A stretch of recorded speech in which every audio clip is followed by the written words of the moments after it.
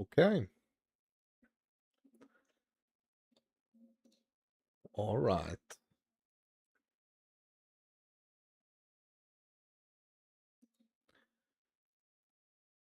We have some tough choices to make.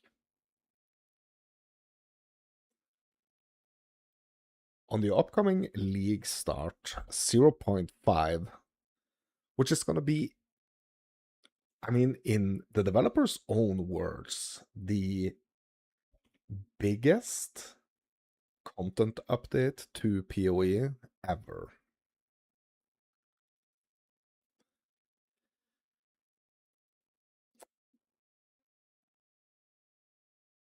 I feel like I have some tough choices to make. One of the tougher choices is picking what ascendancy, or basically what class, to league start. I mean, there would be different reasons for why you would pick different classes, obviously.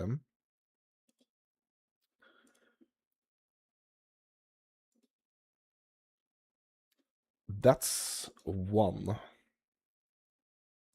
of the things.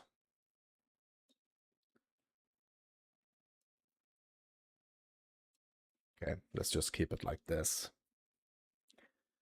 So I need to make some choices. I mean, yeah, so like I said, there would be different reasons for why you would start different classes or ascendancies.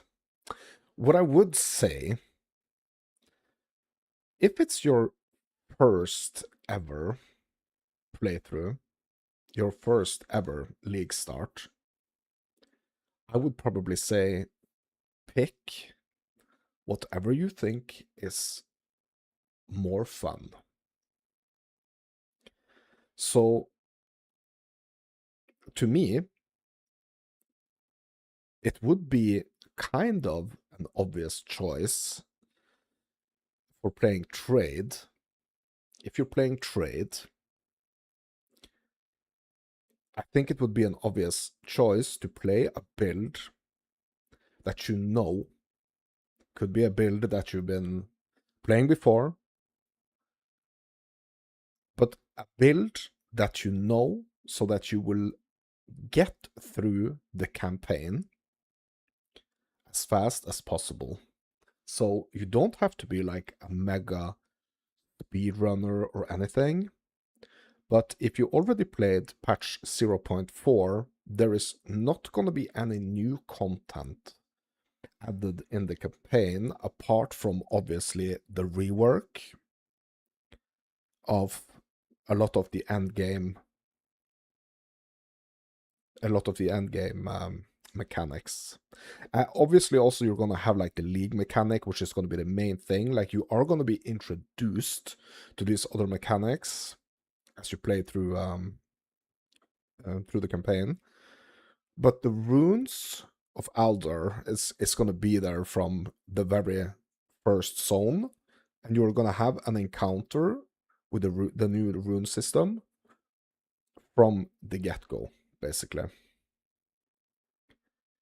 How deep we are going to be able to go into the Rune League in the campaign, I do not know yet. I would assume like that a lot of the crafting aspect of the new Rune League, or the upgrade to Expedition, as some might call it, a lot of the crafting, obviously, you're gonna have access to going through the campaign, but you're not gonna be having the access to the island hopping, as I like to call it. Like you're not going to be able to like push deep into the sea during the campaign. That's going to come later in the end game. So if you are playing for the first time, I would say play whatever you want. Like obviously I have my choice, like my choices. I've been playing a lot of the different classes. Um But I think if you're a totally new player to PoE2, you probably should pick whatever you feel like. If you have played, like me, all the previous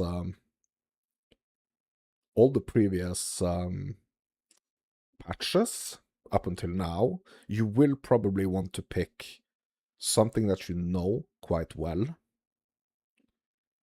and something that can get you quite quickly to endgame. Because that's what's going to be the most important part for me, at least, is what's happening in the endgame. I would like to get as quickly as possible to endgame so I can explore the new stuff, basically. We do have 2 new ascendancy classes being added. I was thinking that I want to have a closer look at them. A little bit later, though. First, we're going to look at the current ascendancies, that are already in the game. And then we're going to have a look at the 2 new ones that are coming later.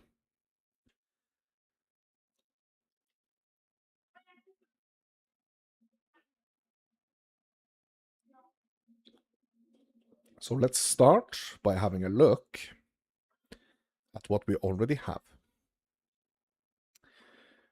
So the ascendancy classes, like we have the main classes that we have in the game right now is the ranger, the witch, the warrior, the mercenary, the huntress, the monk, the sorceress, and the druid. But all of these main classes, they have ascendancy classes.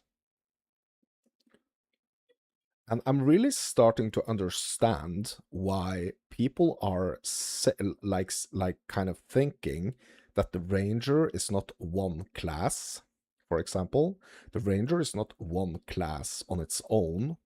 It's actually, at the moment, it's potentially two different classes, right? Because of the ascendancy class. And the reason for this is that the ascendancy or the ascendancy class is really supposed to kind of lean into something specific, like a specific boost to certain aspect of like the main character fantasy. So we're going to be diving deeper into these things. But in one way, you could say that we don't have 1, 2, 3, 4, 5, 6, 7, 8 classes in the game right now. We actually have 20. And we're gonna have 22 by release of by the release of 0.5. Because all the different ascendancies are kind of leaning into something a little bit different. Okay? And also you can do basically whatever you want. Like, you are kind of locked to the ascendancy classes, but you can basically do whatever you want with your character. If you want to do something that's like not necessarily intended for like the main class, so if you, for example, you pick a ranger, but instead of going bow, you are going spears, for example, there is probably going to be something in these ascendancy classes that kind of makes you want to lean into one or the other, right?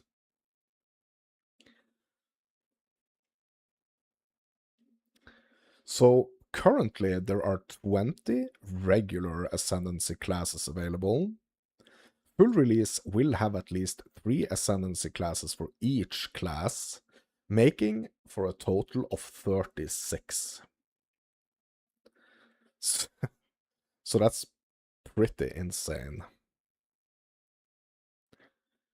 Choosing an ascendancy class after completing an ascension trial for the first time will unlock a unique ascendancy skill tree that functions similarly to the larger passive skill tree. The player earns ascendancy skill points, which can be spent on allocating nodes, granting passive bonuses, and in some cases, special skills. So this is something that they've been really leaning into with the new classes. We're gonna dive a little bit deeper into this a little bit later in this session. So what they've been doing with the new ascendancy classes, it seems like they've kind of been leaning a lot more into like these more active skills that you can get. That's like they've been leaning more into that in the kind of the newer ascendancy classes. The tree can be accessed anytime from the center of the passive skill tree window, and we can complete 4 tiers of ascension trials, each granting 2 ascendancy skill points for a total of 8. So that means also like inside each ascendancy, there are also kind of like different directions. So you have the main class, right? Let's say the ranger. Then you have ascendancy classes inside the ranger. I mean, you could decide not to ascend at all. So you could decide to do that if you want, right? You definitely do want to ascend though, because what you can find inside the ascendancy, different ascendancies, usually has the potential to make your character like have some really, really interesting and cool and good effects for your character. Be it like defensive wise or offensive wise or just for some like very unique ascendancy specific effects. Okay. So, but also inside. So let's just pick the dead eye here. Okay, can I see?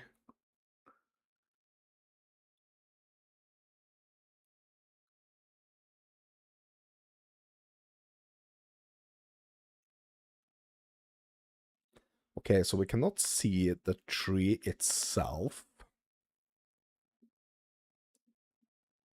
right?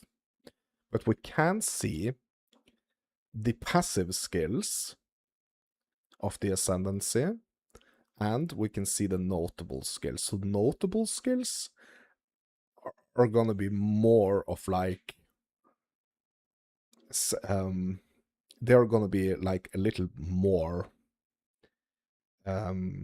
how to put it, like a little, kind of like a little more interesting, or like these are the ones that are gonna be like different, like they're gonna have the skills and stuff like this, and like the minor skills, usually they just add, they kind of add something.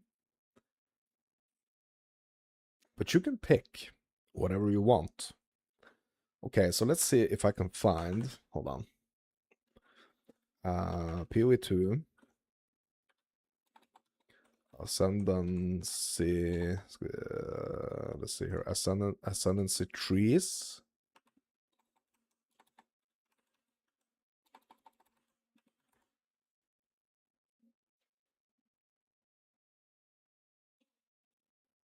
Okay, can we actually see them here? Let's have a look.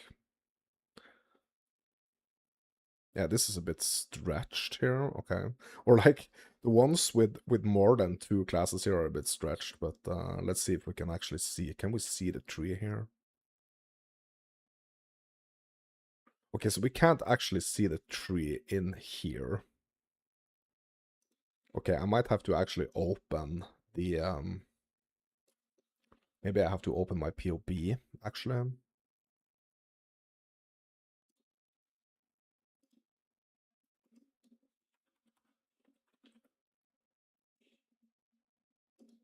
Okay, so I'm just gonna make a source here real quick. And I'm going to see if I can just open my POB here.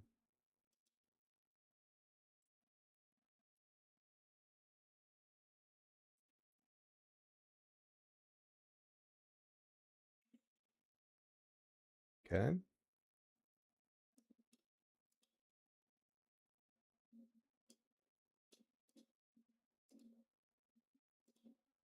Like that, right?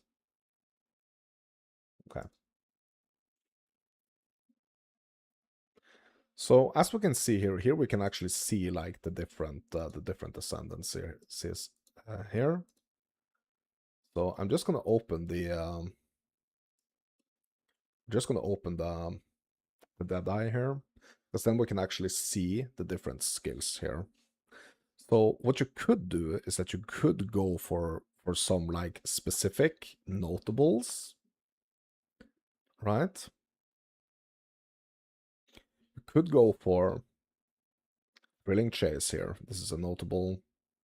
Mirage Deadeye is a notable. Endless Munitions, right? Those bigger ones are kind of like the notables, and the smaller ones are more of a boost to certain aspects. So as we can see here, this is increased frenzy charge duration. Same with this one. And this one is projectile damage, projectile speed, far shot, point blank, increased effect of mark scales, skill speed, yeah, and increased effect of mark. So we have kind of like this mix between the more notable ones, which are like really actually gonna make a difference. So avidity, for example, 50% chance when you gain a frenzy charge to gain an additional frenzy charge. And also Thrilling Chase benefits from consuming frenzy charges for your skills have 50% chance to be doubled. So this is like going up this line right here, or spending like half of your ascendancy points, like going from the starting point all the way up here and getting like both uh, the avidity, which gains 50% chance to gain an additional frenzy charge, and also Thrilling Chase. The chances for consuming your charges to be is a 50% chance for them to be doubled. Like this is going to cost you half. It's going to cost you half of your points. You're going to have to ascend twice to get 4 points. You get 2 points each time. So you're going to have to ascend twice to get these bonus effects to your frenzy charges, basically. Okay? So I'm just going to pull that down for a second here. So what I was kind of getting to with that is that you can inside the different ascendancies, you could go for specific things. So we have this Mirage Deadeye. This is a skill. This is an active skill. Endless Munition. This is not an active skill. It's just that the skills fire additional projectile. Right. Projectile proximity specialization doesn't say here. Let's find it here. Okay, so yeah, and in the projectile proximity specialization, you kind of have to choose between two different directions. You could go point blank.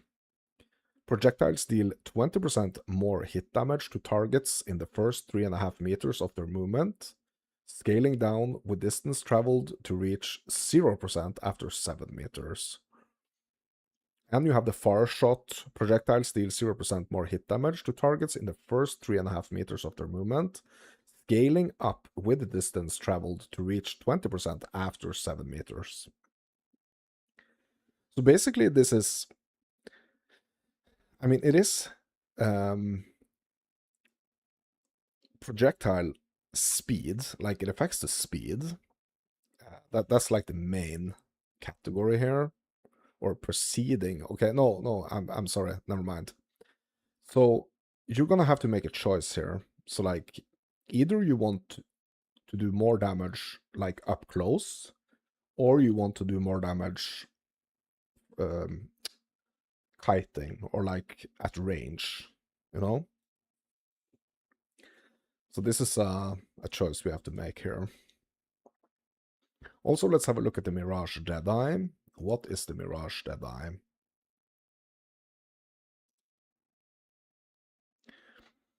Okay, so it is a buff. Buff, persistent, trigger, duration, and meta.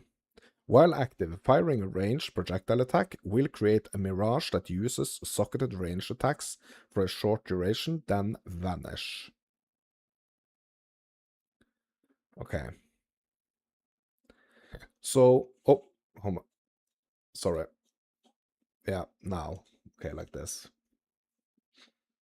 Yeah, I actually have the POB up on screen. Sorry about that.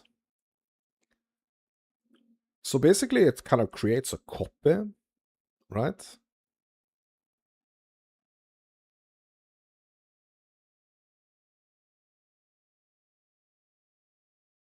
Or it doesn't actually create a copy. It's when you are firing ranged projectile attack, it will create a mirage, like almost like a shadow of yourself, that uses socketed ranged attacks for a short duration, then vanish. Okay, so it is a trigger skill, basically. So it's almost like a cast on crit. Or, yeah, it is a trigger skill. So you actually have to socket other skills also inside, kind of like this skill here. It is really interesting because you can kind of like create almost like a double of yourself that is doing some either the same type of skills that you're doing or just like something totally different. It has to be ranged attacks though. So it's going to be a little limited what you can put inside this, right? You can't just put anything. It has to be basically, I guess, like, yeah, either spear, bow, or crossbow. What is interesting about this is that if you can actually create like crossbow skills, so let's say you want your Mirage to be like to use crossbows or spears for that matter, and you use a bow yourself. I wonder also if you can equip actually skills from all the different like spear, bow, or crossbow. Really interesting.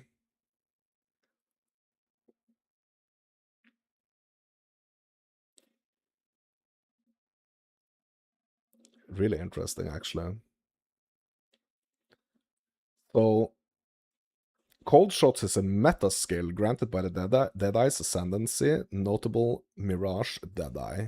It creates a Mirage that uses socketed range attacks for a duration before vanishing. New Mirages cannot be created for a short interval. Okay.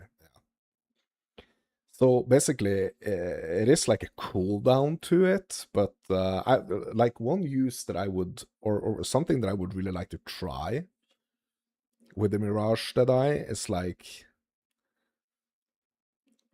to set up like, let's say, some very specific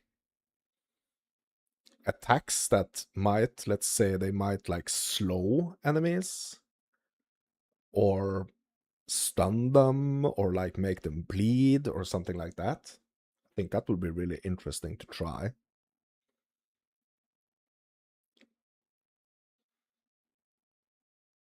If you can actually socket basically like any spear, bow, or crossbow skill into it. Wouldn't it be cool to have like a Mirage that's actually shooting like grenades and stuff as well?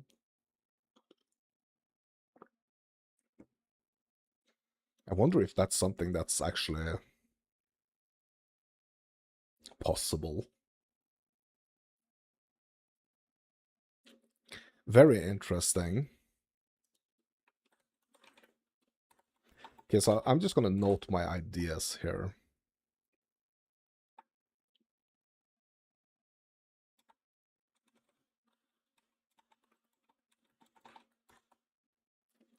Ranger Deadeye, Mirage, oops, Deadeye,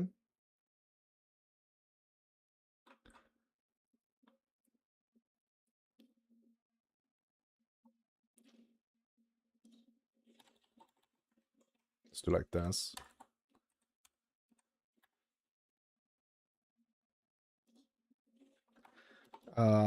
Socket, grenade, skills. That's an idea.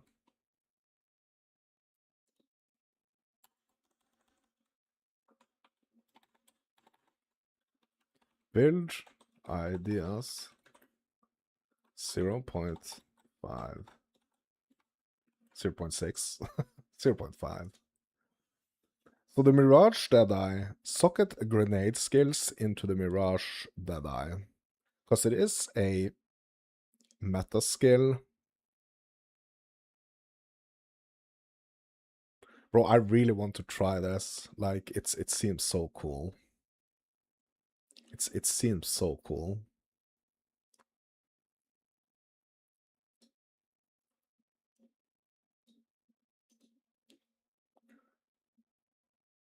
Also, we have this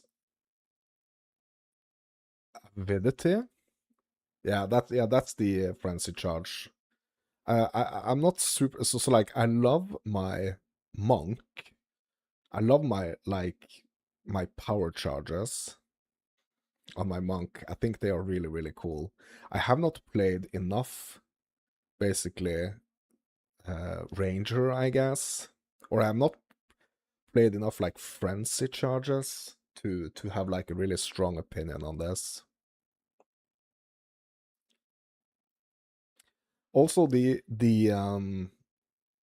projectile proximity specialization, I don't necessarily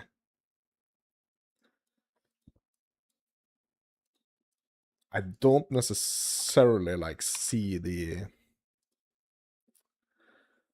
um the reason to engage too much into this. The endless munition, the skills fire an additional projectile, this is really interesting because it's basically like doubling your damage, isn't it?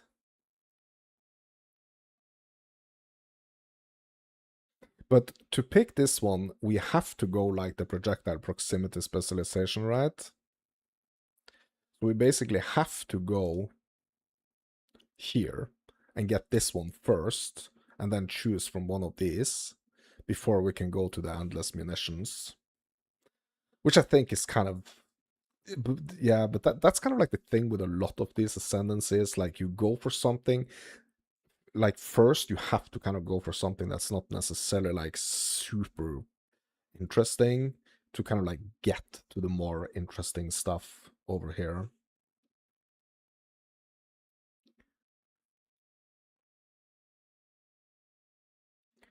So we have the Gathering Winds, which is another notable. This is the next one here. You gain Tailwind on skill use, but you lose all Tailwind when hit. Okay, so what is Tailwind actually? Tailwind is a stackable buff that grants increasing movement speed, skill speed, evasion rating, and deflection damage reduction. Okay, interesting. So um, Tailwind would probably be something that we could get for like a defensive aspect of things, right? right?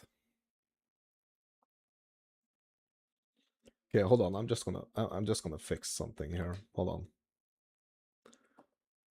on a second, my dudes. Just gonna fix something here.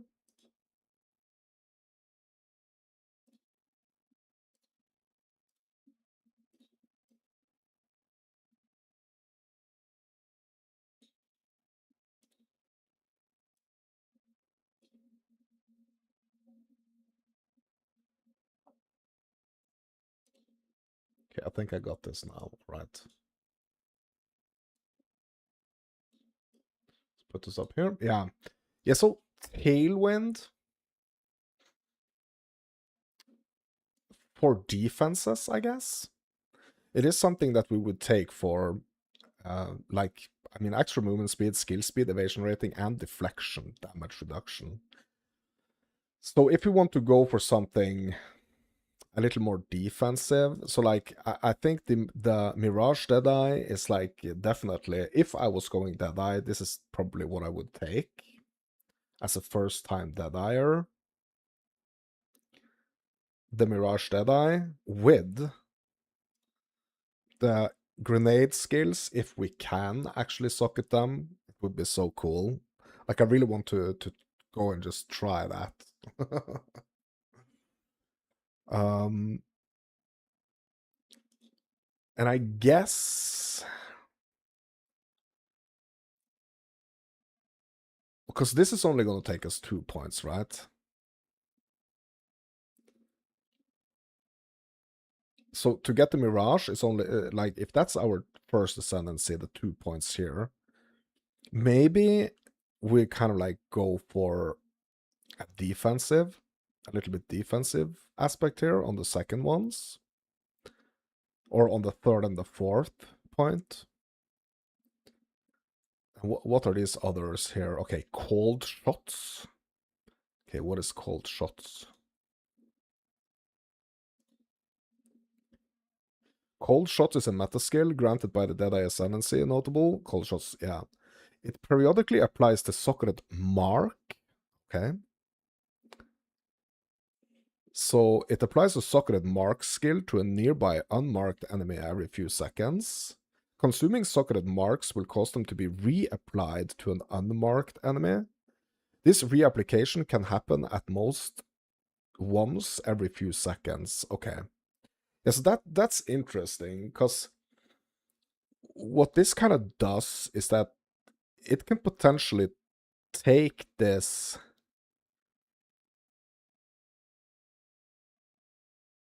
So this is not an active skill, right? Or is it?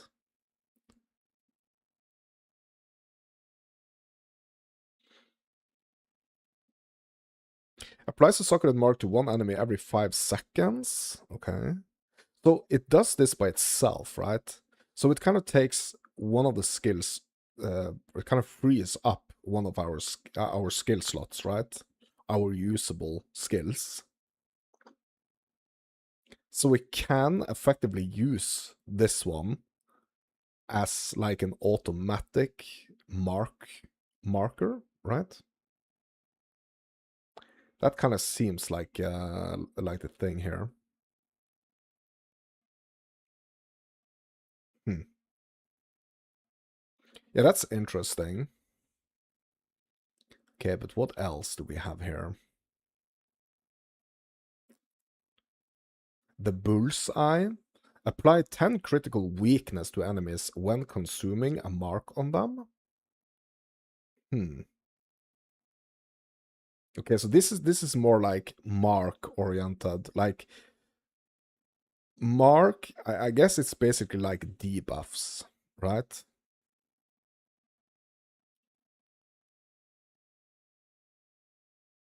So I think what I would go for here is the Mirage Deadeye, the Gathering Winds,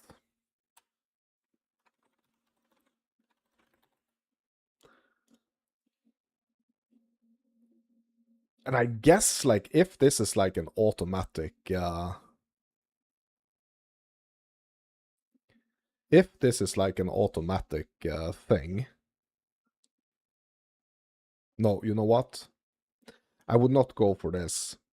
I would probably go for endless munitions, actually. I would probably go for projectile proximity specialization with the point blank, I think. Maybe? And then the endless munitions.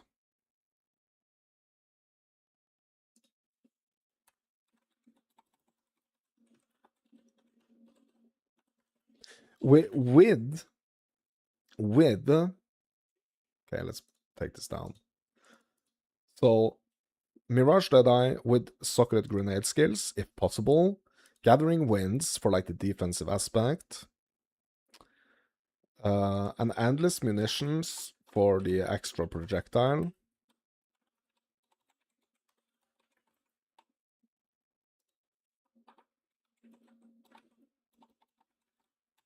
Right? Yeah, that's probably what I would do. With not like too much super interest in like the projectile proximity specialization. I kind of like feel like that's something that you kind of like just have to you kind of like get it on the yeah, as like a little plus here, but like yeah.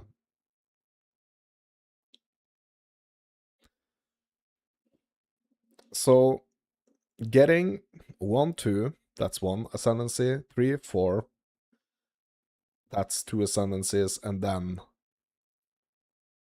these points, these 4 points here, because these smaller passive ones are also going to count as a point. But I think I would get like the Mirage, this one first, then the Gathering Winds, and then go for the Endless Munitions. So get like the Mirage and the defense, and then Endless Munitions. I think that's what I would go for.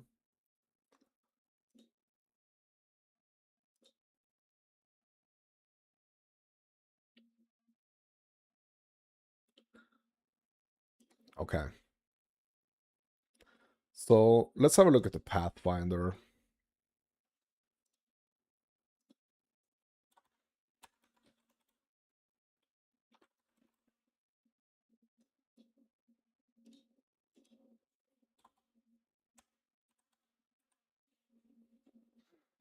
So the Pathfinder is a survival specialist with a focus in flasks, mobility, and flexibility with a passive skill tree. Enduring elixirs allows her flasks to continue recovering her life even after recovering to full.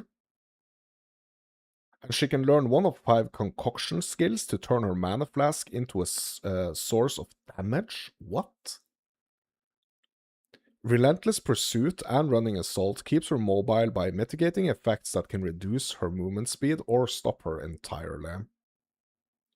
The Pathfinder gain a second starting point on the passive skill tree with Path Seeker, and gain additional choices of stat bonuses on the travel nodes from Traveler's Wisdom? What? Other passives include Overwhelming Toxicity, to double the number of poison stacks, and Sustainable Practices, to gain elemental damage reduction from evasion. Okay. Yeah, so Pathfinder seems to be way more of like a poison direction, right? So if you want to kind of like specialize into poison,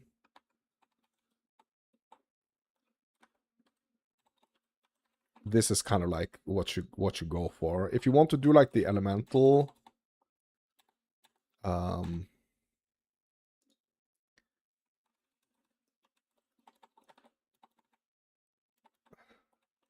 elemental route, like this is like I would guess, right? So if you want to play like lightning arrow and all those shenanigans with like the elemental stuff, I would think that like Deadeye would be the way to go. But if you want to go like the poison route, probably Pathfinder, right? Let's dive deeper into the Pathfinder.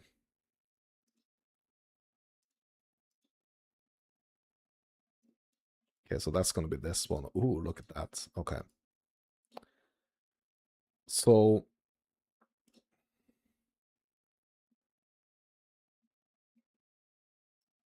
let's have a look at the skills here. Let's have a look at the notables. Okay, so we got the enduring elixirs. Life flask effects are not removed when unreserved life is filled. Okay, let's have a closer look.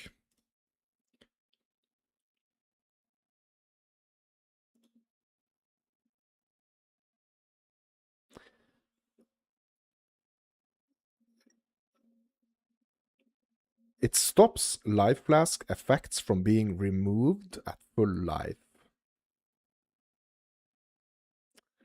Okay, what does this mean actually?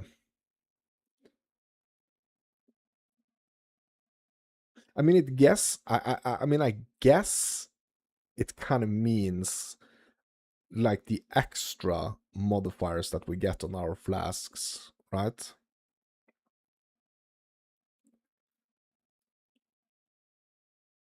They don't stop as soon as like your flask is full, right?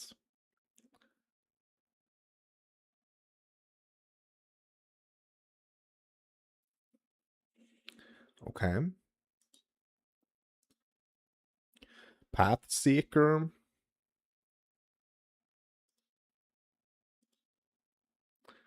Okay. Path Seeker grants 4 passive skill points.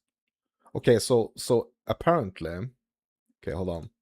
So apparently, if you go to the Path Seeker, you kind of like have to pick and choose between the path of the sorceress or the path of the warrior. Okay. Path of the sorceress grants 4 passive skill points and can allocate passives from the sorceress starting point. What? Okay, that's kind of interesting.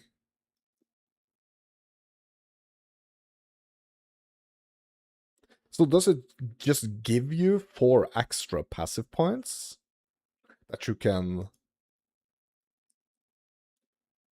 use like from the sorceress? So this is like the sorceress starting point, right?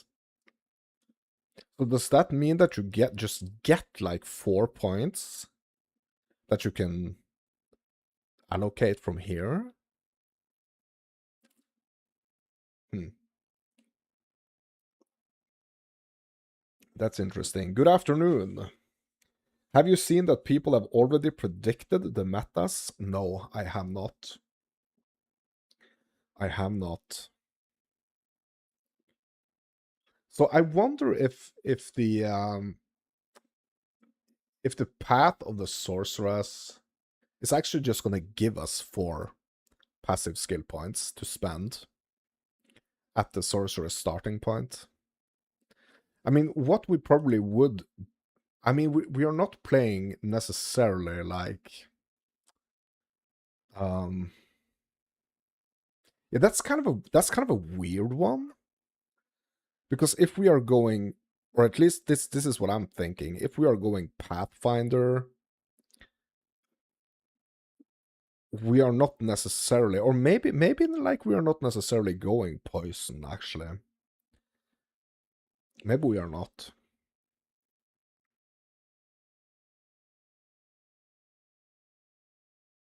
But what would we pick here? That's the question.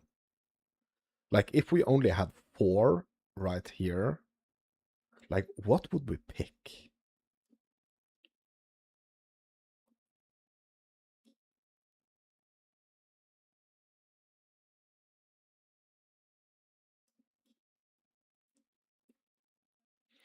If we are not playing any type of like spells, it wouldn't make a lot of sense, right? To go any spell damage here. Like the mana region, obviously. But we would be getting... if we go here, we would get spell damage, mana regen, mana regen. That's basically it. Or we could go spell damage, spell damage, spell damage, spell damage. But if we are not using any spells, like, are we using any spells on the Pathfinder? Obviously, we could go energy shield, but that's like not necessarily what we are going. We are kind of like going the evasion route on the ranger. But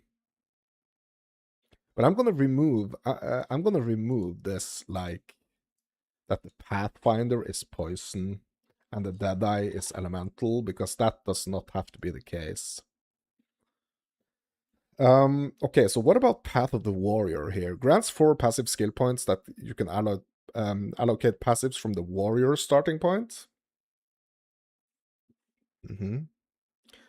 So for the warrior starting point, that would be here, right? So we could get armor or like melee damage. So I guess, like, if we were going for, let's say we are kind of like going for the ranger as a starting point, but let's say we want to do spears instead, right? Then we would probably want to pick Path of the Warrior, right? Because we can get some, like, melee damage. We can get some increased melee damage here.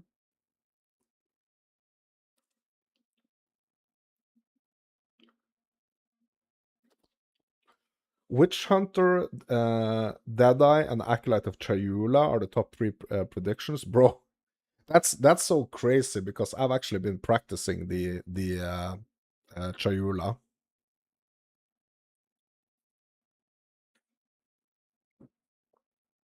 The reason I really love the Chayula is because of the darkness.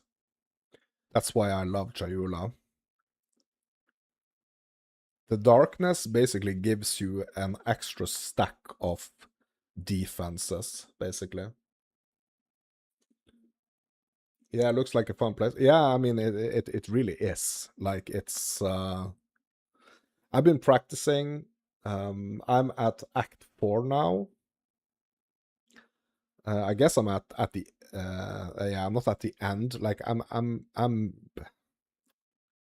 yeah, I would say, like, maybe like 3/4 or something through Act 4 on the darkness. And I mean, I've been doing SSF, just like a League Start simulation, and I have to say, like, the Chayula is really cool for the darkness, but that's like going the darkness direction for the defense. So really like focusing on the defensive aspect of it.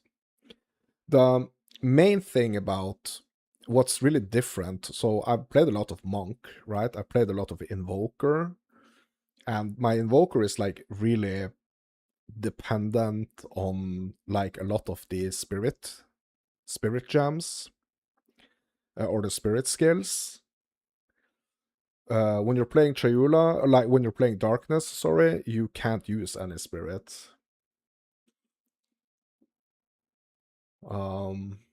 Yeah.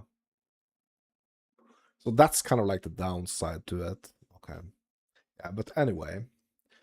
So if you were to pick, like, Path of the Warrior, like, you would go here. You would probably, like, I don't think I would pick. Okay, so now I'm just speaking for myself here. I don't think I would pick. I mean, we could go for, like, the little armor here. The armor and, like, the life regen, maybe. Or stun threshold, like, go something defensive here. I don't know if I would go melee damage. Especially not if I'm playing bow. Which I probably am. Okay, so I don't think I would go in that direction. Okay, what's the other directions we could go here? Yeah, so I don't think I would go here. I would not go Path Seeker. Don't know about the enduring elixirs. I just feel like I don't understand it. But I would not go here, which basically means that I wouldn't go here. So I wouldn't pick the Traveler's Wisdom either. But what is the Traveler's Wisdom? Attribute passive skills can instead grant 5% increased damage, or they can grant 5% increased defenses, or they can instead grant 5% increased cost efficiency. But does this mean that like it's gonna replace the other attributes?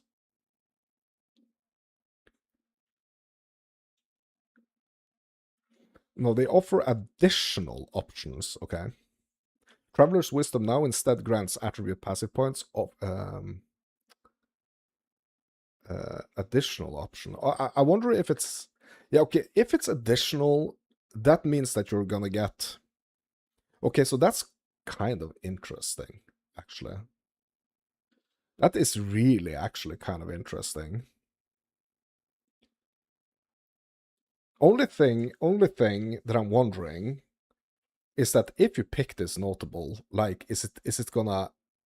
I mean, it has to kind of add the additional option, right?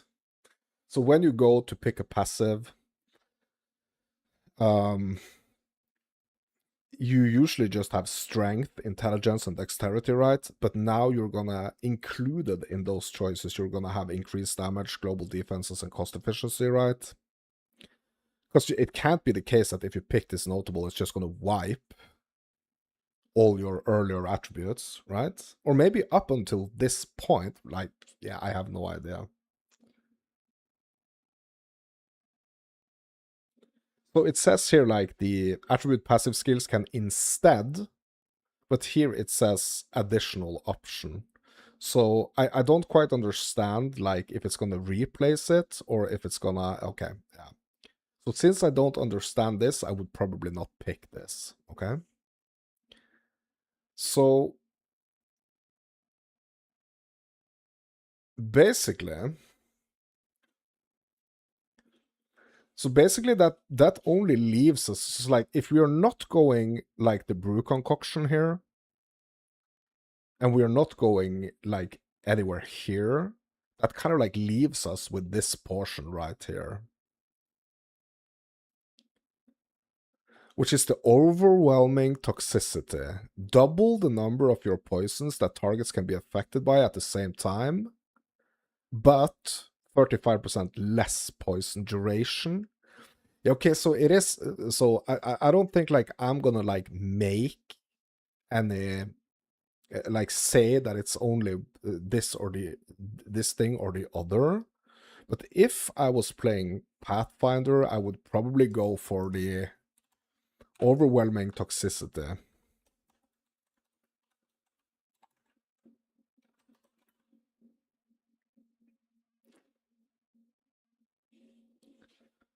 Probably.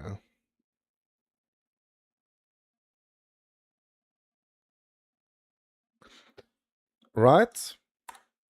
Um,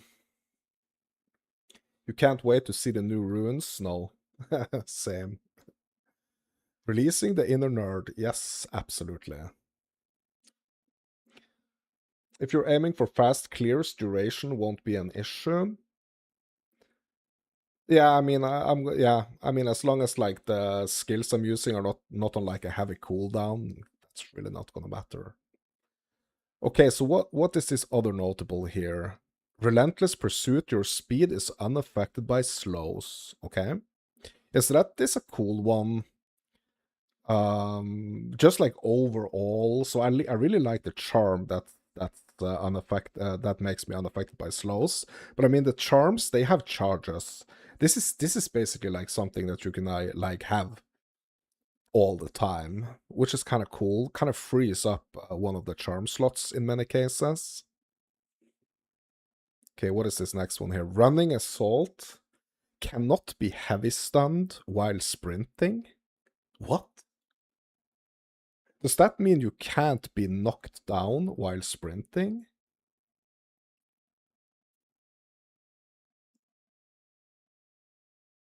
Is that what this means?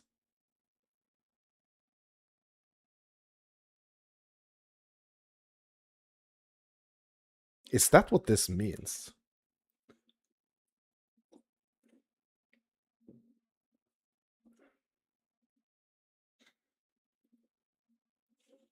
Okay. I don't know.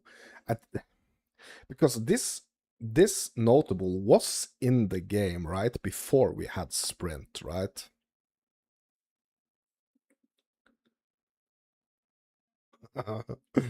I mean, it would be really cool to have this. But also there is this 50% less movement speed penalty from using skills while moving. Mm. Yeah, the running assault cannot be heavy stunned while sprinting. If that means that we can if that means that we can't get knocked down, that's pretty cool. But also the 50% less movement speed penalty from using skills while moving is also really cool. So it just like super mobile, like all over the place type of yeah. Not like super interesting to be honest. So I don't know if I so basically like this is like the defensive the defensive route we can go. It's gonna cost us 4 points though to get here.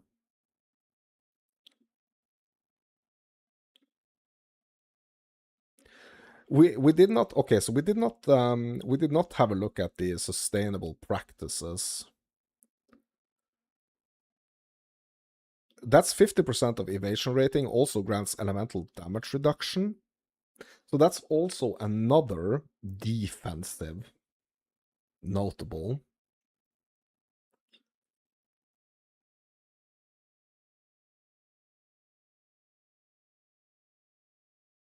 I think actually I think either going like sustainable practices and brew concoction,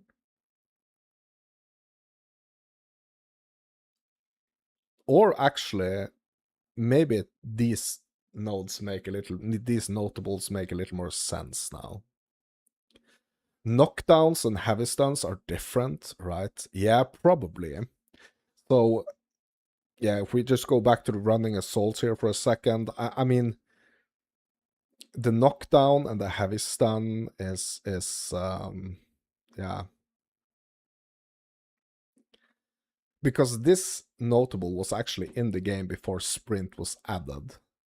So I don't think it's affecting sprint. I think you can still fall down.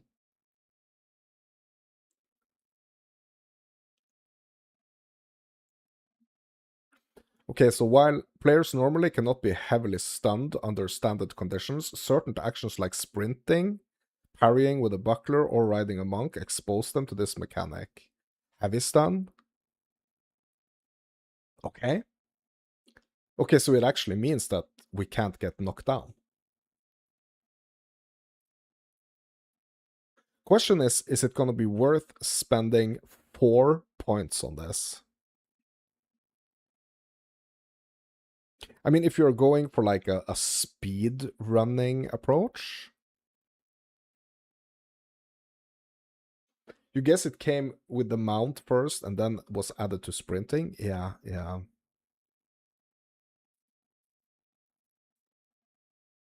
So if you're going for like if you want to be as fast as possible, like you probably would want to get this one.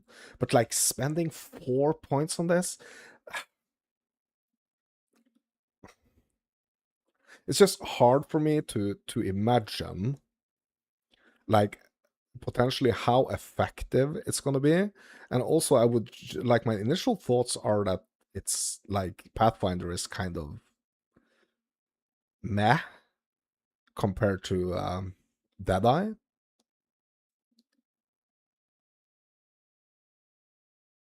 It's more movement speed and more DPS. Yeah, but it's not like a lot more DPS. Or I mean, if you go the Traveler's Wisdom, like as I don't know how this works, but if you can pick like a bunch, pick like a bunch of like traveling nodes, like attribute nodes, as like just 5% increased damage, you can get a lot of increased damage, right?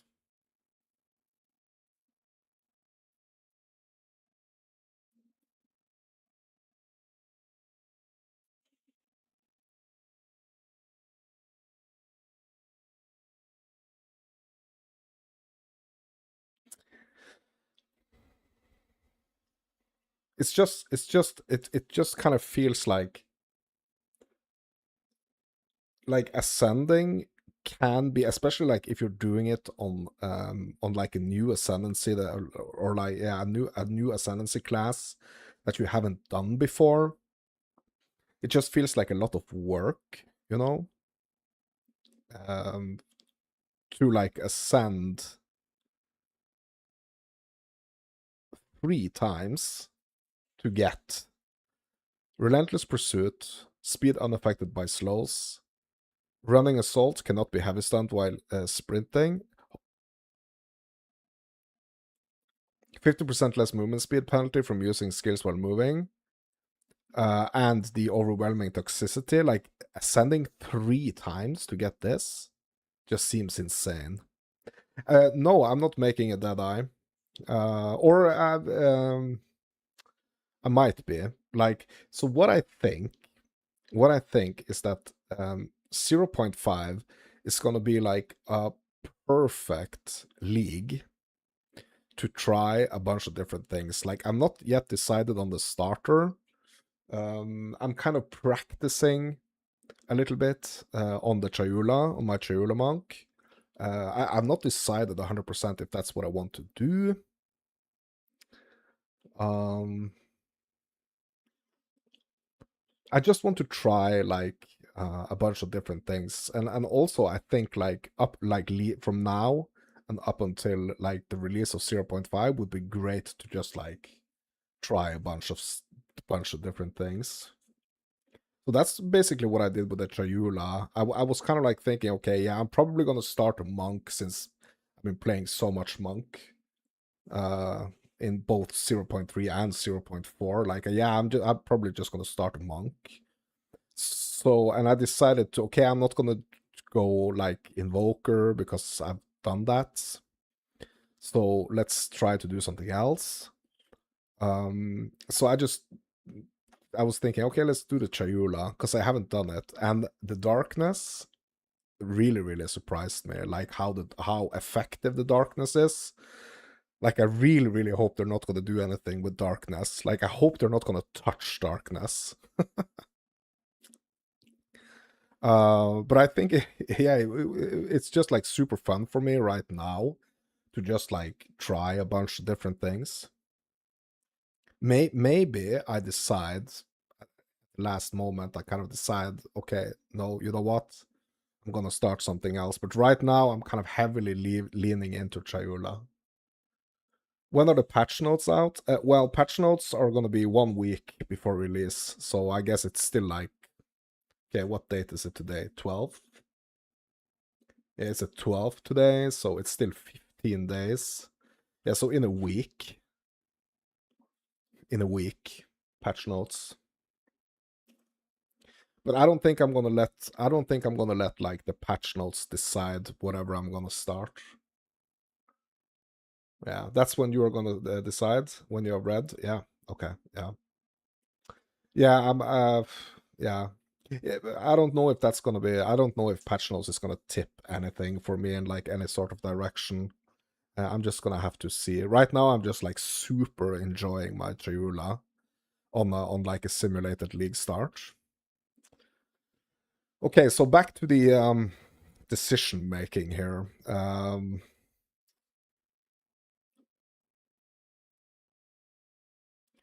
Probably, probably what I would do. Um, I would probably go overwhelming toxicity first, then I would actually go sustainable practices.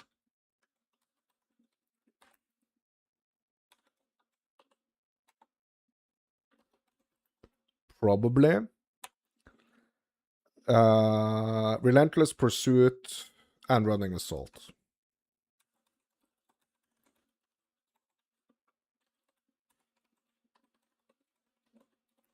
I think I would go for that. Just as like initial kind of like Deadeye approach, I think.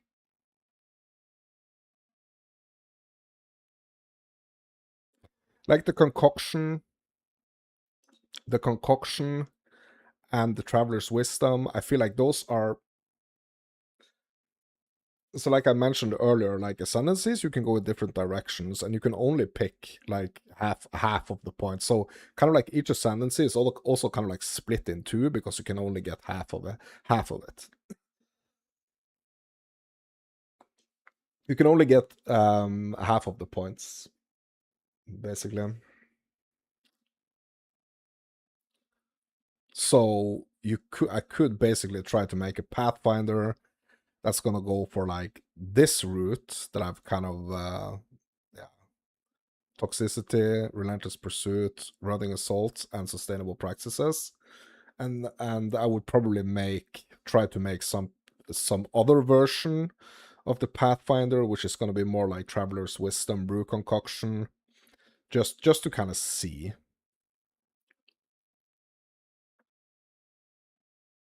Different ways to go, and that's always good.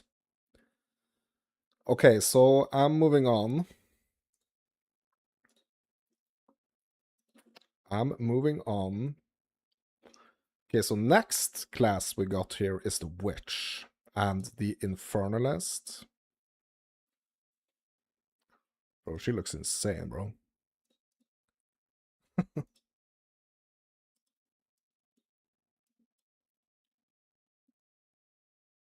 Oh, no, I don't want to zoom in like that. Yeah, the Infernalist looks so cool. Like, it looks really cool, and it's like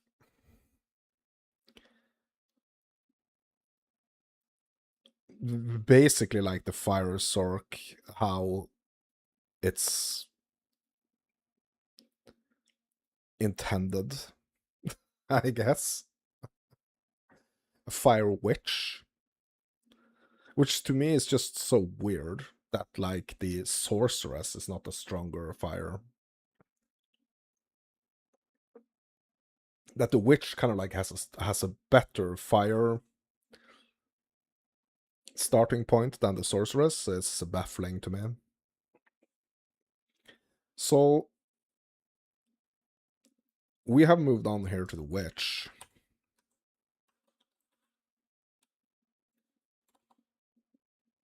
And the infernalist.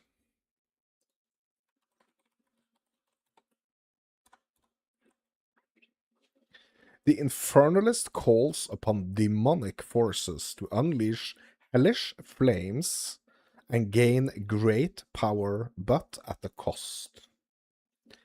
Pyromantic Pact trades mana for Infernal Flame, where paying mana cost instead fills up a meter, which causes her to take fire damage when filled. It can then be enhanced to grant the elemental Archon buff, while Infernal Flame is kept high but not full. Altered Flesh grants damage taken conversion and opens up 3 contracts with Bedat, reserving a quarter of your life in exchange for more mana, energy shield, or spirit based on maximum life. Okay. Infernalist can shapeshift into a powerful spellcasting demon with demonic possession at the cost of ramping life degen. She also has access to a loyal Hellhound companion, a powerful boost to critical hits that inflicts self-ignite, and the ability to have all damage types inflict ignite.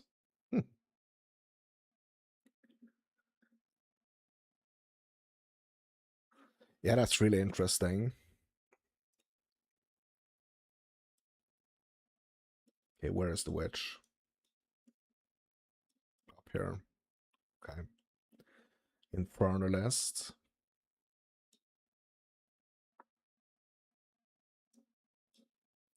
Okay, so what are the notables here? Grinning emulation. Become ignited when you deal a critical hit, taking 50% of your maximum life and energy shield as fire damage per second. But we do get a 50% more critical damage bonus. Huh.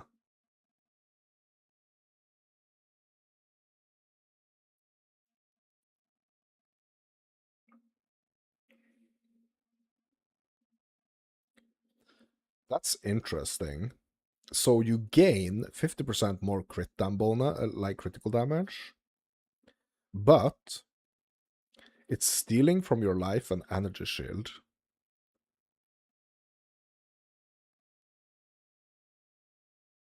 Hmm. Which means you really kind of like need to focus on life and energy shield, I guess, to kind of sustain this. Okay, what is the next notable here?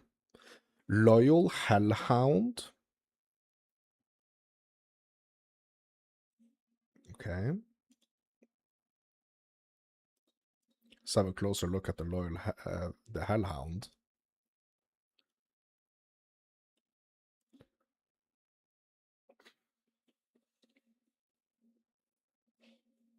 Okay, so what is it doing? Not like a lot of information here.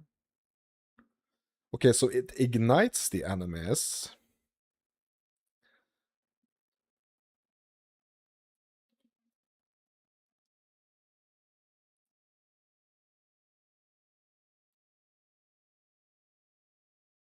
Yeah, there was some changes done in 0.2 here. Loyal Hellhound Ascendancy passive skill no longer causes 20% of damage from hits to be taken from your Hellhound's life before you. Okay, so it used to be... the Hellhound actually used to take some of the damage applied to us, but it no longer does. Okay.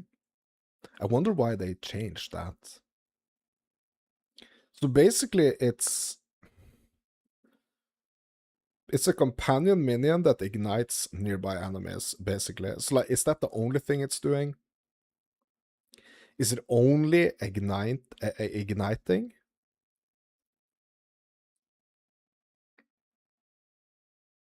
Hmm. Okay. Yeah, I thought like just kind of like in theory it looks kind of cool, but like if the only thing it does is igniting. Hmm.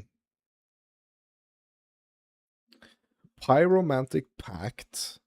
Maximum mana is replaced by twice as much maximum Infernal Flame. Gain Infernal Flame instead of spending mana for skill cost. Take maximum life and energy shield as fire damage when Infernal Flame reaches maximum. Lose all Infernal Flame on reaching maximum Infernal Flame. 25% of Infernal Flame lost per second if none was gained in the past 2 seconds. Yeah, which is kind of interesting. It is kind of interesting. But it seems like something that you really kind of like have to be careful not to like overdo it. I just don't understand this with like take maximum life and energy shield as fire damage when Infernal Flame reaches maximum, but when it reaches maximum, you're gonna lose it. So how much life and energy shield are you actually gonna lose?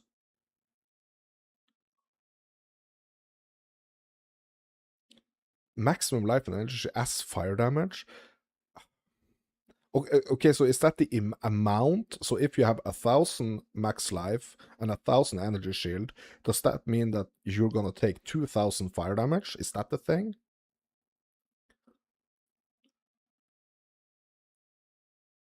Huh. think maybe that's the thing. Okay, so it's interesting, but it seems, yeah, I don't know. I'm gonna have to check out the other notables. So the seething body is like that's points or a notable that we can get after the pyromantic pact. So there is no way to get this just by itself. Like we have to get the pyromantic pact. So the seething body, gain elemental arcane when you cast a spell while on high infernal flame.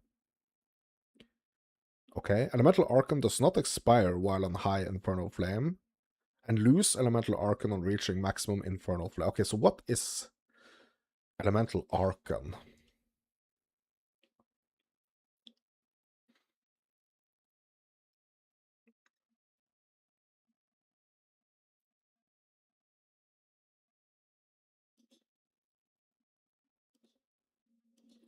Archon is a category of buffs that grants bonuses to elemental damage and elemental ailments with spells, but it prevents dealing non-elemental damage with spells, okay? Archon buffs are removed early if the user uses a non-instant attack. Okay. So currently there is only one type of Archon buff. It's the Elemental Archon. Elemental Arcane lasts 10 seconds, but it's removed early if you use a non-instant attack. You cannot gain an Arcane buff while you already have one, and there is a 20-second recovery period before you can gain Arcane buffs again after it expires. Modifiers to Arcane recovery period expiry will affect the actual time it takes to before an Arcane buff can be gained again, but it will still visually display a counter from 20 seconds on the buff itself. Okay. So Elemental Arcane grants the following: 25% more elemental damage with spells. You cannot deal non-elemental damage with spells. And hits with spells cause 100% more freeze build-up. They have 100% more flammability magnitude, and also 100% more shock chance. So I think this is probably what is gonna, like, this is my Fire Sork right here.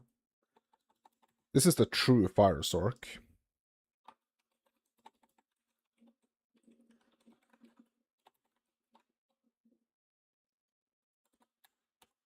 Right here.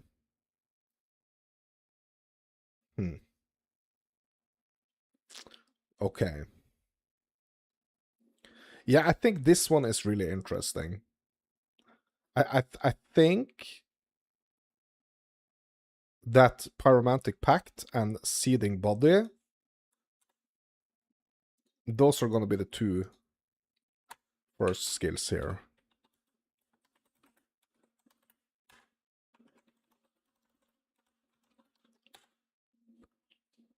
I think.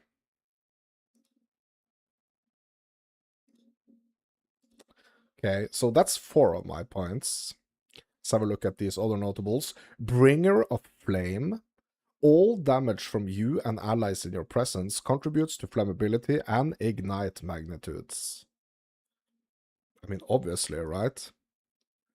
Like, we could also get the Hellhound that is, it's just running around igniting. I don't know if that's gonna stack, like the flammability from the Bringer of Flame would probably still be, would probably be cool as well.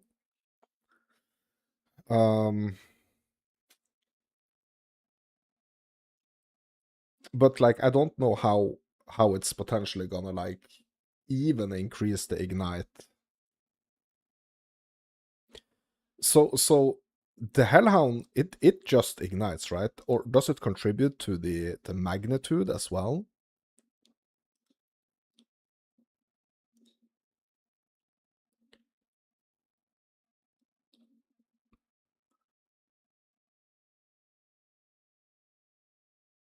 Okay, here we can actually read a little bit more about this. The Hellhound here. Sorry, the Infernal Hound. Minions ignite enemies within a radius of 2.5 meters, as though that base fire damage equal to 20% of minions' maximum health. Okay, so it only ignites. It doesn't necessarily contribute to the magnitude.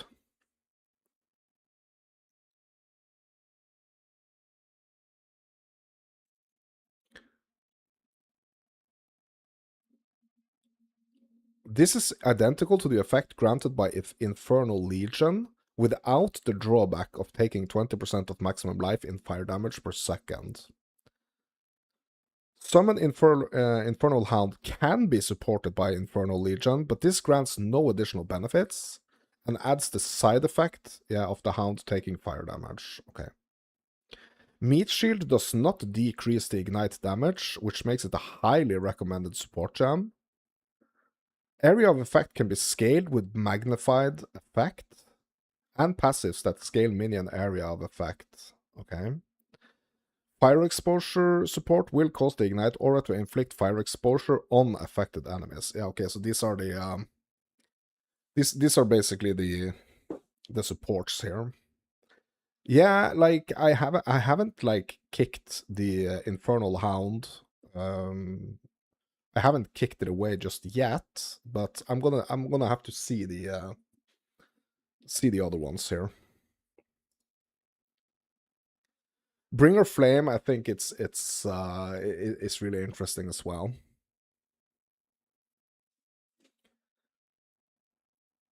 Demonic Possession, that's the demon form. And the Master Darkness, Demon Flame has no maximum. Yeah, okay. Yes, that's like the demon form thing. Altered Flesh. Cold damage taken as fire damage, lightning damage taken as fire damage, physical damage taken as chaos damage. Okay. Baydat's Hand reserves 25 maximum life, 25% maximum life. +1 maximum energy shield per 8 maximum life. Okay. +1 maximum spirit per 25 maximum life. Yeah, okay, so I think these... so basically it seems like there's kind of like two different directions that you can go in here. It's like the demon direction, where you're probably gonna choose like the demon flame, I guess, and then you're gonna choose like one of these Baydat's directions here, or you kind of like go for the flame. So I think what I'm gonna do is I'm gonna go Hellhound.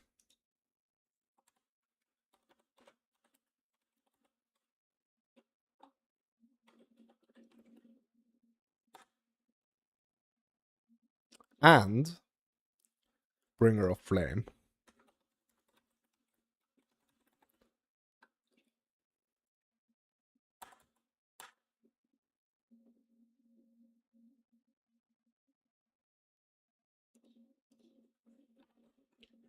Is the Infernalist the true Fire Sork?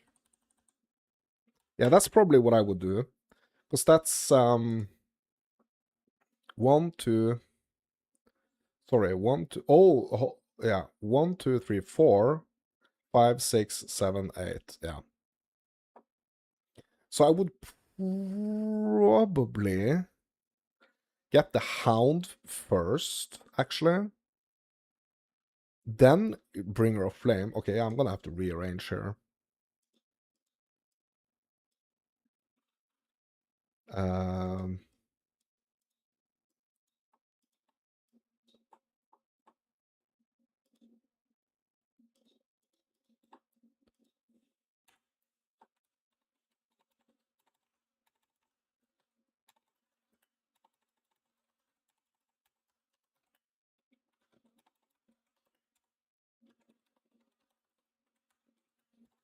that's gonna be it, right?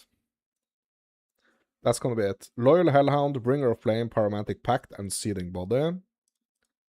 So get the Hound, get the Bringer of Flame, get the Pyromantic, and then the Seething Body. Yeah, I think that would be it. Like I think like the demon stuff, and like the life steal or life or critting and like losing life. I think that's yeah, that's a bit too complicated for like a first Infernalist. I think like an easy first one would probably to just try to go like a fire direction.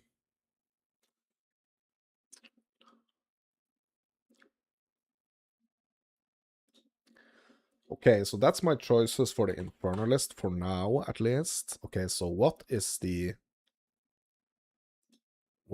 other ascendancy here? It's the Blood Mage, right? Yep. Bro, there is three. There's actually the Lich as well. Yeah. Okay, so we got the Blood Mage.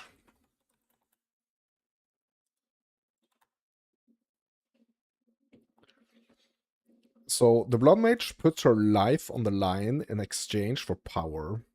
The Blood Mage must take Sanguimancy as her first skill, causing skills to have a life cost on top of mana cost, but also causing killed monsters to drop life remnants that recover life, which can actually overflow.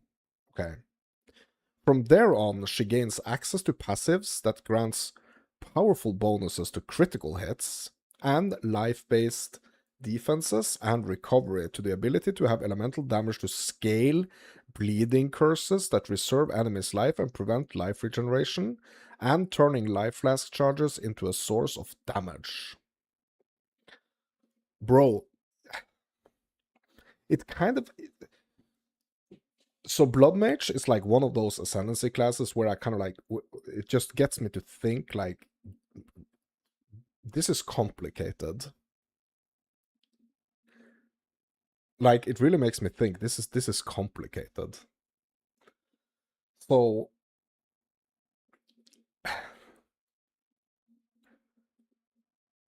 I don't think like this ascendancy is necessarily something that you would kind of like go for as the first ascendancy of a witch, I guess.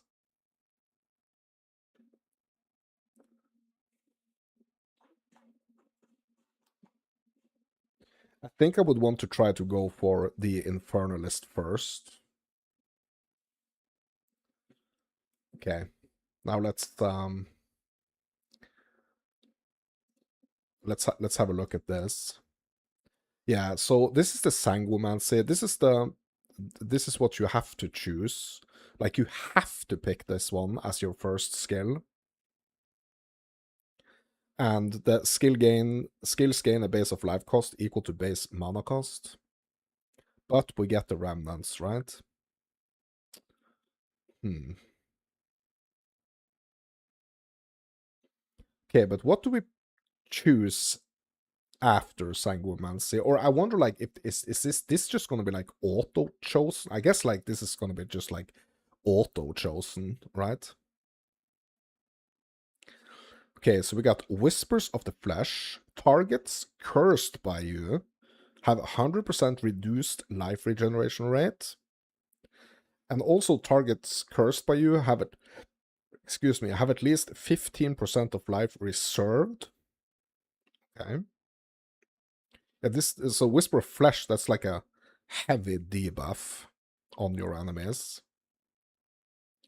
Sanguine Tides, 50% less recovery from flasks. But you gain 1 life flask charge per 4% life spent. On hitting an enemy while a life flask is at full charges, 40% of its charges are consumed. Gain 1% of damage as physical damage for 3 seconds per charge consumed this way. Okay, so this is more of like a physical, I guess, like a physical you're gonna lean more into like physical damage, I guess, with the Blood Mage. Vitality Siphon, another notable. 10% of spell damage leached as life. I mean, that seems like more of, or that seems like I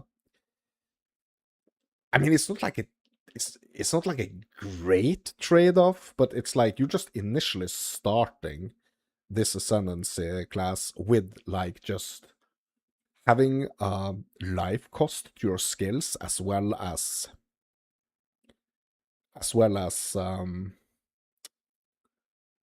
mana. So this is more like the so if you get this one, like this is actually gonna leech life. So you're probably gonna feel a little bit more safe with this one, right? So I think to kind of like initially mitigate that life cost, or like just at least make it a little better, I think maybe Vitality Siphon is going to be a good thing to pick up early.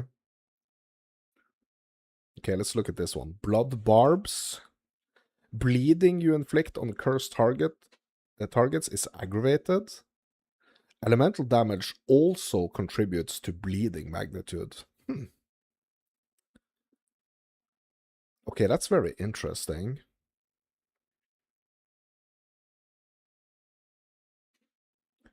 Okay, so that's like a bleed direction there. Yeah, and we got the Sanguine Tides. Yeah, we already looked at that one, right? It's the less recovery from flasks, but flask charge gained per life spent. Yeah, we already looked at that one. Yeah, initially, okay, hold on. Okay, we're gonna look at these ones here. Sunder the Flesh. Base critical hit chance for spells is 15%. Okay, so this is just like a 15% increase to crit hit chance for spells.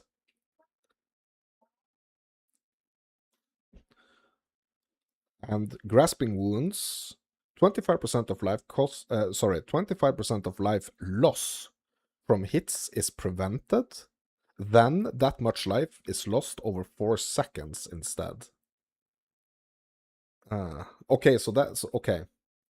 Okay, so that means that like it's instead of like lose or 25% of the life that you're gonna just instantly lose when you're being hit is instead gonna be spread out over 4 seconds. Okay.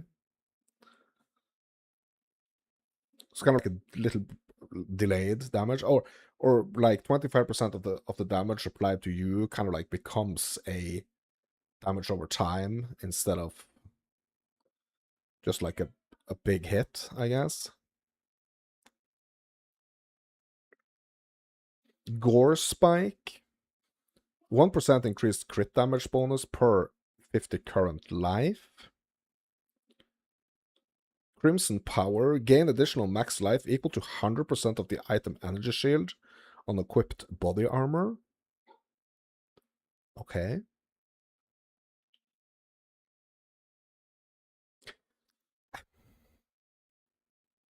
I guess I would probably go for just Vitality Siphon just off the bat.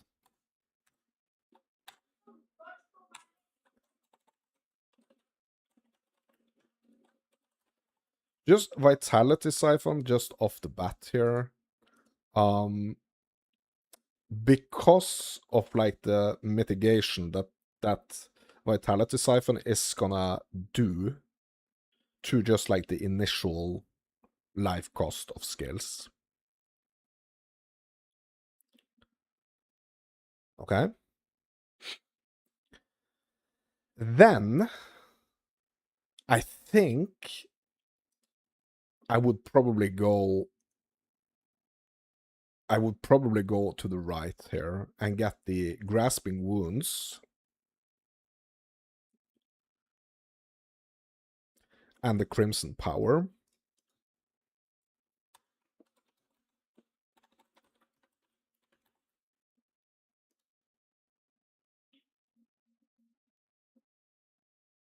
Just for like the defensive aspects.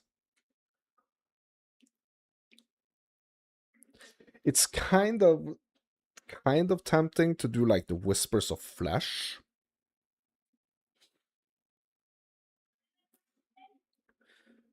Just like the debuff here. So like I really feel like this play style is really gonna like kind of force you to keep curses up on your target at all times.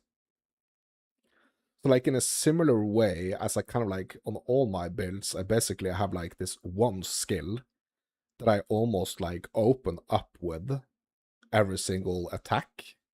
So it's kind of like it's either a curse or like a ground effect or just something that either makes my enemies vulnerable or stun them or yeah. So it feels like the curse here is gonna be basically the way to go. Like it's gonna make so like these other nodes are really gonna be like the defensive ones, and like the big thing that's gonna help me with damage is probably gonna be the Whispers of Flesh.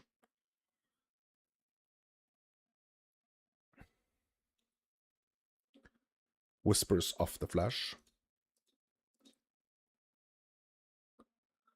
Okay, so Grasping Wounds. So okay, I didn't even note that third one. It's the Crimson Power.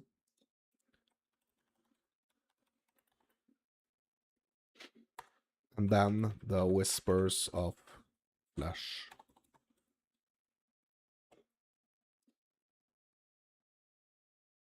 Whispers of the Flesh. Okay. Hmm.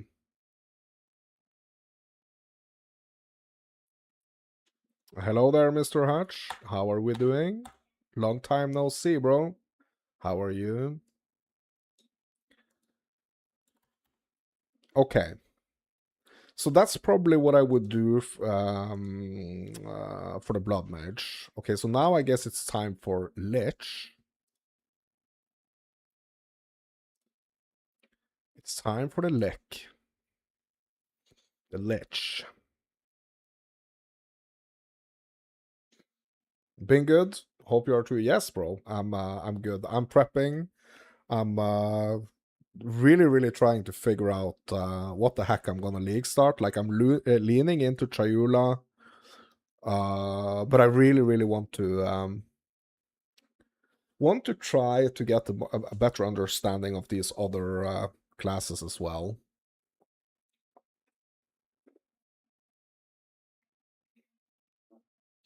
Okay, so we have the Lich.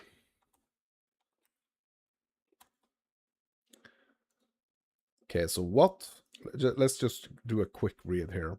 So the Lich is a class who has become one with death, unlocking the potential to acquire great... Okay, hold on. Pull this down.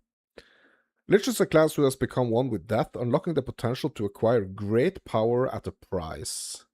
She can apply everlasting curses to her enemies that makes them explode on death, grant herself and her minions unholy might, as long as she can prevent her mana from running low, or empower her spells by consuming power charges or sacrificing energy shield. Crystalline Phylactery grants her an extra jewel sockets. With that, gives the jewel enhanced power for, but with that, gives the jewel enhanced power for a price. Soulless Form gives life and energy shield hybrid builds a new way to scale mana regeneration, while Eternal Life freezes their life value while having energy shield. Okay.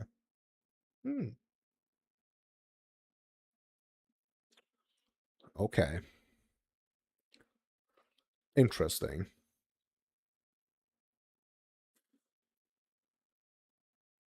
Yeah, so basically this is like the necromancy, like necromancer, like this is the freaking this is the necromancer right here.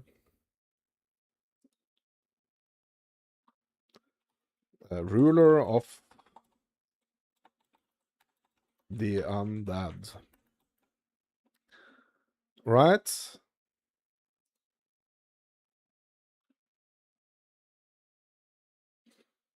Okay, so we're gonna have a closer look at these notables here. Okay, so let's have a look at the right side here first. Soulless form. 10% of damage taken bypasses energy shield. No inherent mana regeneration, but regenerate mana equal to 6% of maximum life per second.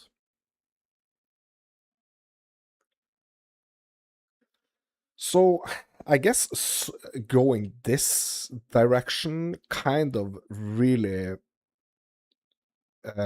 pushes us or like nudges us in the direction of like Eldritch Battery, right? Where you take, because it's Eldritch Battery, right? That makes you take what's it called? Uh, damage to kind of like your mana before your life, right? Yeah, mana before your life, yes. Eternal life, your life cannot change while you have energy shield. Yeah. Yeah, so this is basically the Eldritch Battery. Uh like if you want to go Eldritch Battery, this is what you do, right?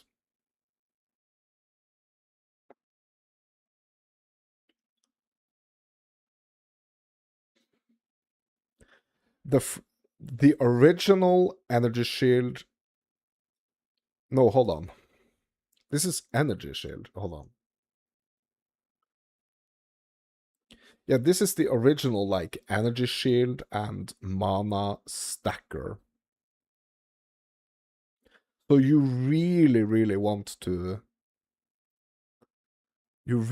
stack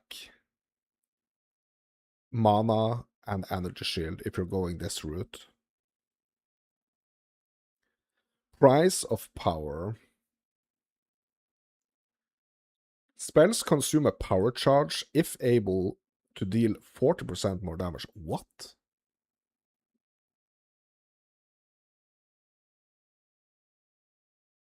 Okay, this is interesting. I did not even know about this notable. Like, I did not even know that this was possible.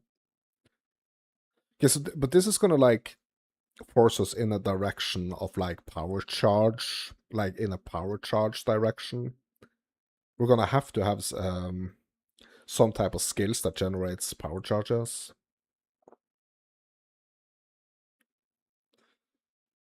And it's gonna do 40% more damage.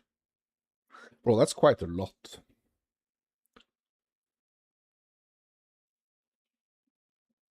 Interesting. Yeah, and this is the crystalline phylactery here. You can socket a non-unique basic jewel into the phylactery, 100% increased effect of the socketed jewel, but 50% more mana cost of skills if you have no energy shield. Okay. Basically, if you take this route right here, you're gonna make freaking sure that you have energy shield. So you could go here with like the Eldritch Battery and like the mana and energy shield stacking, and then you can get some like serious buffs. Some serious buffs on your jewel here. Or from your jewel here. Interesting. Okay, what about this one? Eldritch Empowerment. Sacrificing energy shield does not interrupt recharge. Sacrifice 5% of maximum energy shield when you cast a spell. Spells for which this sacrifice was fully made deal 30% more damage. Okay, so this is this is another direction here, I guess.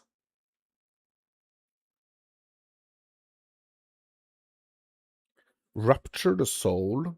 Cursed enemies killed by you or by allies in your presence have 33% chance to explode, dealing a quarter of their maximum life as chaos damage.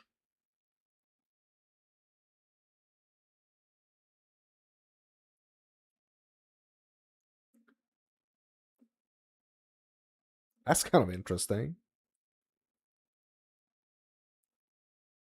Yeah, this is really like the, I guess, like the Essence Drain Contagion ascendancy here, I guess. The Chaos damage stacking. There's nodes where more mana, the more mana you have, the more spell damage you do on the tree, isn't there? Uh, I'm not sure. You mean on the witch tree?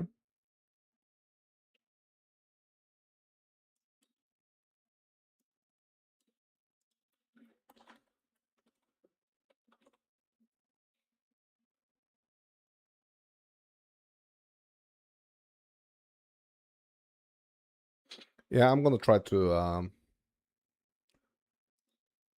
have a look here. Okay, why can't I? Okay, there we can zoom. Okay, let's have a look. Okay, this is mana recoup. I think you were thinking about like a specific.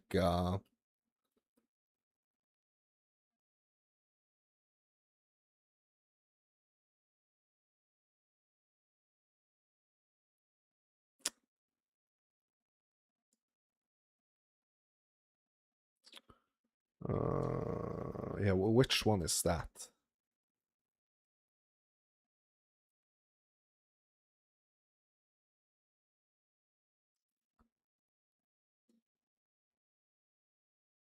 Yeah, it's this one. Arcane Intensity. 3% increased spell damage per 100 max mana. Yeah, I think it's this one. Arcane Intensity.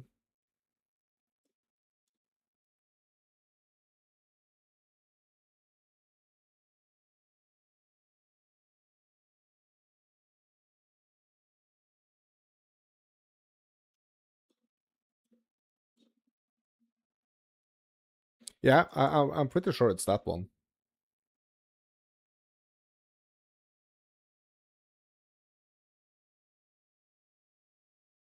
So that means that if you have 1,000 max mana, you're gonna basically have 30% increased spell damage.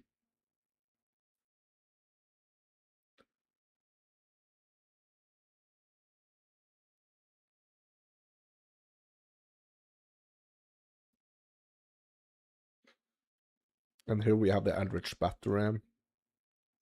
Converts all energy shield to mana. Yeah, that's gonna be an issue though. If yeah, I think that's gonna be an issue if I decide. Okay, hold on. That's gonna be an issue if I decide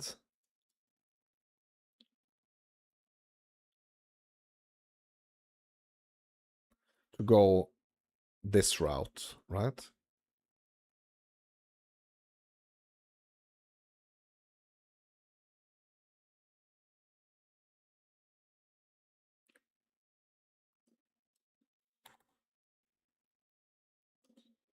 Okay, let's keep looking.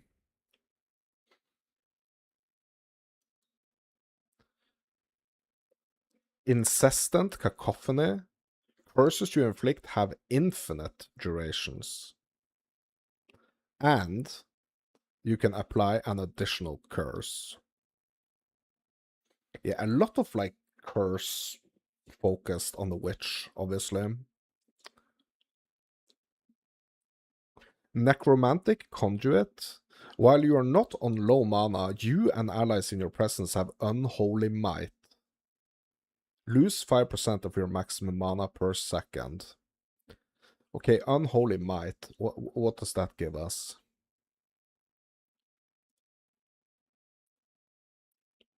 Unholy Might is a buff that grants 30% of damage gained as chaos damage. Okay. Yeah. Mm-hmm.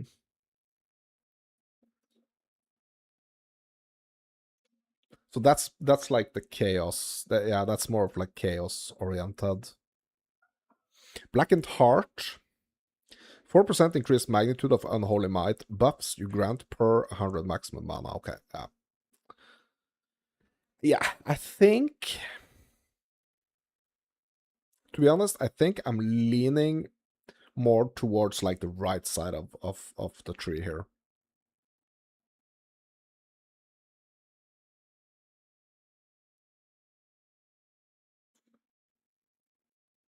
I think I would try to go for the right, but that, I mean, it kind of like only has to do with like my lack of knowledge about the different or about this ascendancy and how it kind of plays with everything else, you know. That's kind of like basically it. So I'm kind of trying to figure out a good way to kind of like pick something that's not too complicated to me, at least. Like, I don't want it to be too complicated. I want it to be kind of like fit my level of understanding things. And I mean, I'm by far not one of the greatest minds in this game yet.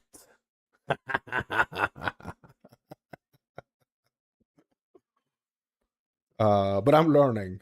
I'm learning. Okay. So, I probably would go.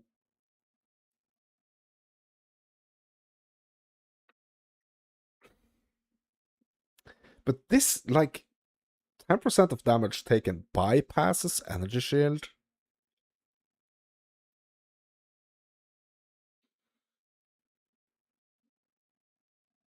But my life cannot change while I have energy shield. But it's gonna be quite some time, right? From when I get this.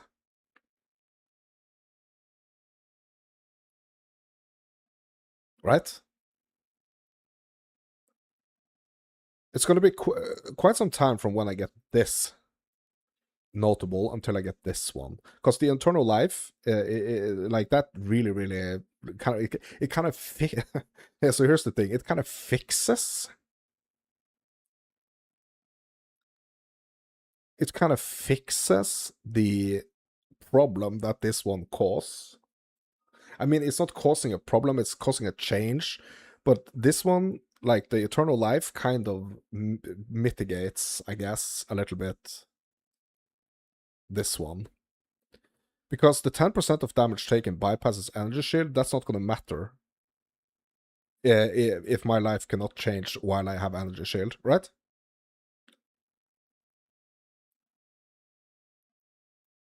Okay, I think this is what I want to try. Soulless Form.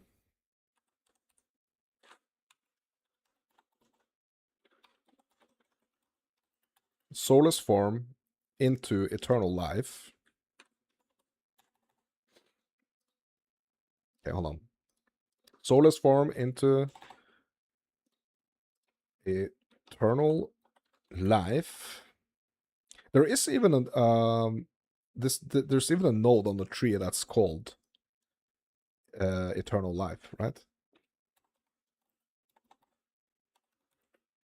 Yeah, it's this one right here.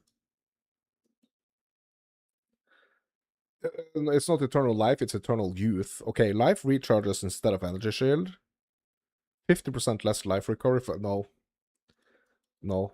I don't necessarily think they are connected, or I'm not gonna go for that one. It would be cool to kind of like go. So, like, what this node makes me think about is like going a direction to kind of like get the power charge. Like there is a really cool cluster that I'm using on my invoker here. Let's have a let's have a look here. Yeah, it's up here. It's a really cool cluster up here, which gives us critical damage when consuming a power charge. So here we can get 20, 40, 60% increased crit damage bonus if we have consumed a power charge recently. And also, here we can get 2 maximum power charges. Thing is that this is quite far away from, like, our starting point over here, I guess. Like, it's gonna take some serious traversing to get here. From here to here. Like, on the monk, like, obviously I start here, so I'm just going straight out here. Oh,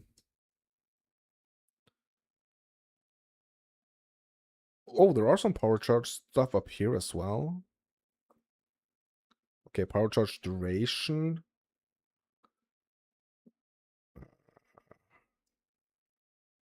Okay, and also some power charge things over here. Recover mana on consuming power charge? That's interesting.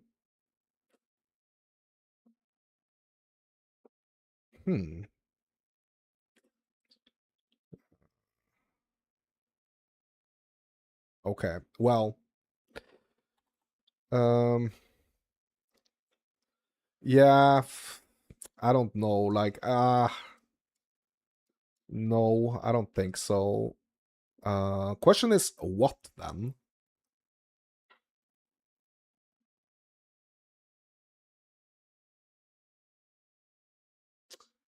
Phylactery, I guess? Right?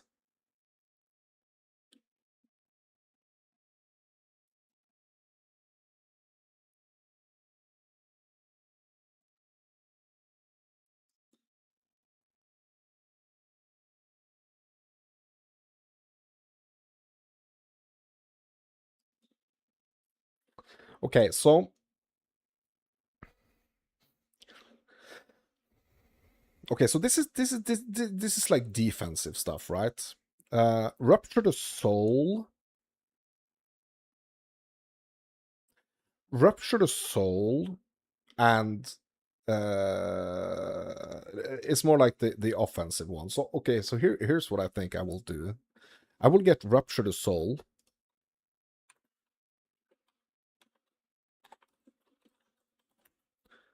And I will go down and get Incessant Cacophony.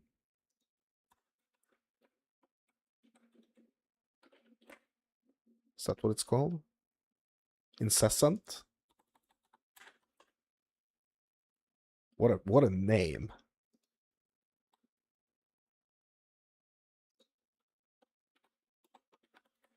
What a freaking name. What a nasty name. Ugh. I mean, it is an undead witch though. Or that's like the fantasy here. Okay, I think that's what I'm gonna do for the Lich. And then obviously we have the Abyssal Lich.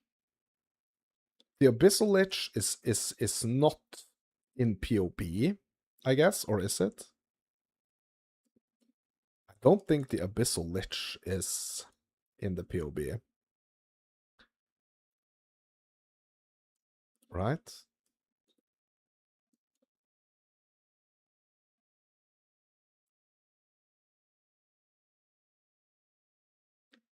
Okay, this is the Huntress ones, the Ranger ones. Monks. Sorks. 3 witch ones. Shaman. Sorry, Druid. Warrior. Mercenary. Okay.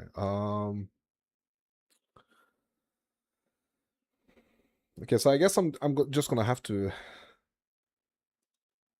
go in here then, I guess. So the Abyssal Lich is an alternate ascendancy class for the Witch. A character that already has ascended to be a Lich can bring a Kulamax invitation to the Well of Souls and jump into the well. Doing so will take the player to the Black Cathedral. After defeating Vessel of Kulamak, the area will contain an urn with the displayed text "Embrace Abyssal Power?" Question mark? Interacting with it allows the player to freely switch between the regular Lich Ascendancy and the Abyssal Lich alternate Ascendancy. The position of allocated ascendancy passives remains the same, though certain passives are changed.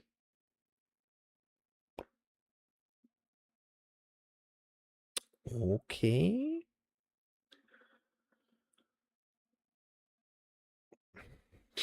The Abyssal Lich is a lich that has absorbed the powers of the Well of Souls, gaining the undying power of the Abyssal, replacing some of its ascendancy passives with alternates. Necromantic Conduit and Blackened Heart is replaced with Umbral Well, which replaces your skeleton minions with different buffs. An Unwilling Offering, which allows you to use offering skills on enemies to cull them and grant its effect to yourself instead of minions. Price of Power is replaced with Steward of Kulamak, which consumes power charges to summon an apparition that casts the same spell that you used. Rupture the Soul, hold on, this is the one that's potentially going to affect what I want to do. Rupture the Soul is replaced with Ruptured the Flesh, which makes cursed enemies explode for physical damage instead of chaos damage.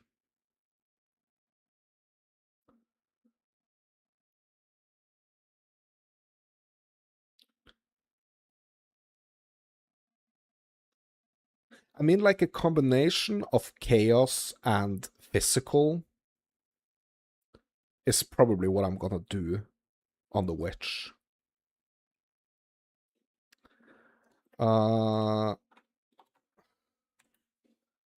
So Rupture the Soul is gonna be replaced with Rupture the Flesh if Abyssal Lich. Okay. Yeah, so it's gonna be. So it would have been. It would have. It would have been like way more. Would have been like way more changes if I kind of like picked a little different direction. But I feel like this is what I'm gonna have to do on the first lich. Okay. So that means we are through with 5 out of 20, bro. Oh my god. Okay, we are moving on to the warrior. And Titan is going to be the first ascendancy here.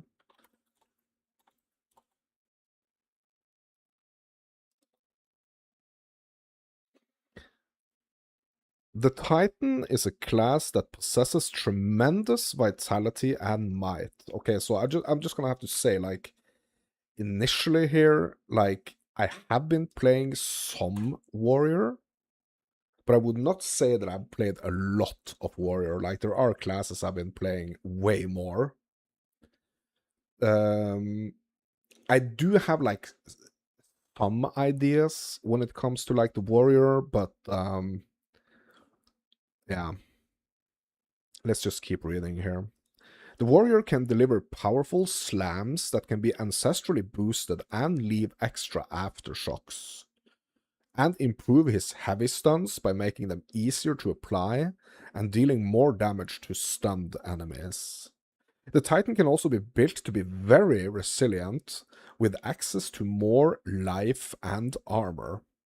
He can also gain extra inventory space from Colossal Capacity, which unlocks the ability to improve the power of his small passive skills from Hulking Form. Okay. Okay, so it seems like maybe Titan is gonna be the way to... So, like, is Titan the wimpy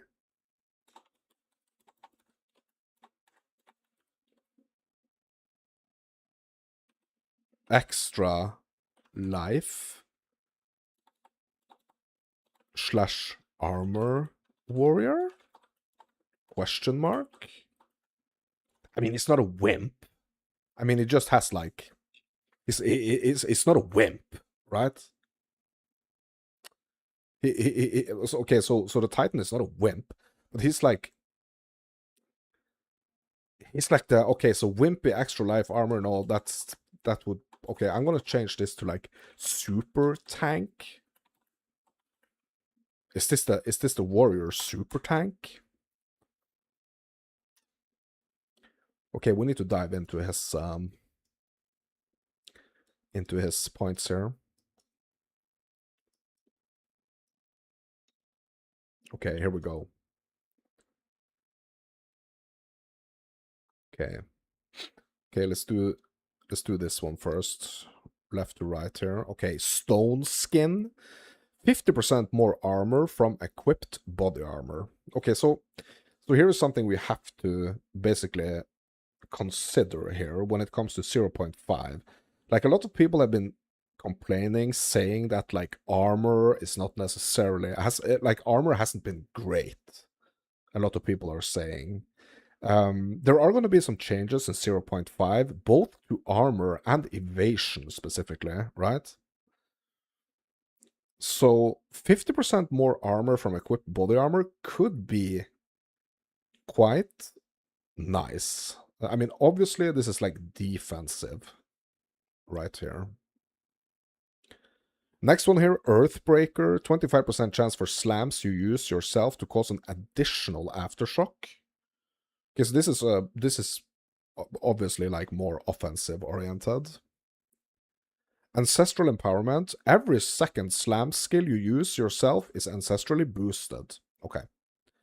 Yeah, so basically, more damage here. On the slam skills, obviously. Colossal Capacity. Carry a chest which adds 20 in inventory slots. Okay, so it's like, are you gonna ascend? Like, are you really gonna spend 2 of your ascendancy points just to get like more inventory space?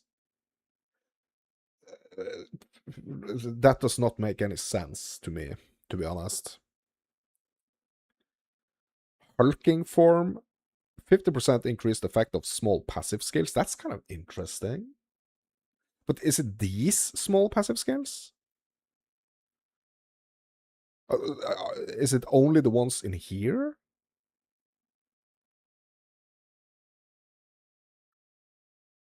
I guess it is, right?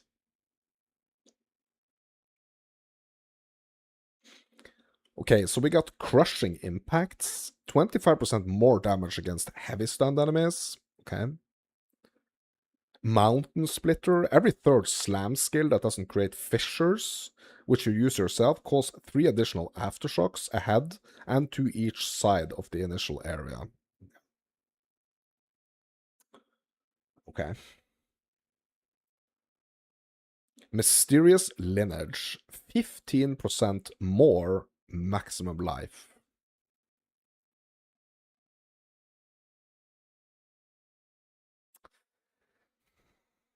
Hmm. Like the aftershocks and stuff, this is stuff that you can get on the tree. Like you can get or your pass or supports and stuff, support gems. I don't know like if I really kind of love the like the slams and more damage against heavy stuns and stuffs. I think I would rather just go for the defensive nodes here. To be honest.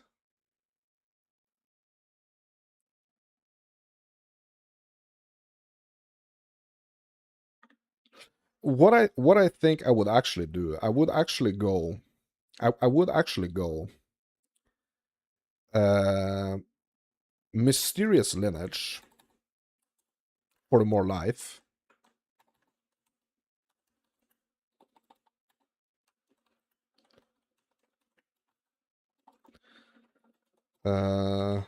More life. Then I would probably go for the stone skin. Or actually uh yeah. I would probably go for the stone skin.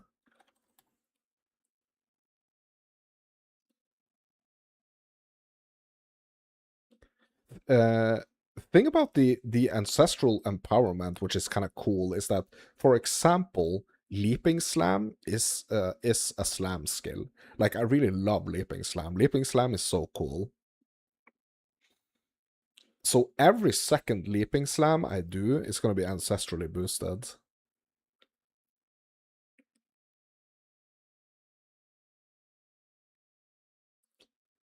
The Earthbreaker, like, I'm not a mega fan of this, but I'm kind of thinking a little bit like, because when are we actually going to get this? Like, when are we going to get this? So if I were to go here and get the Ancestral Empowerment, that would be like, this would be the third Ascendancy.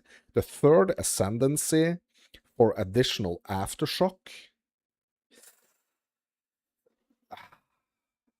I don't think so. You know, like the third Ascendancy for an additional Aftershock? I don't know.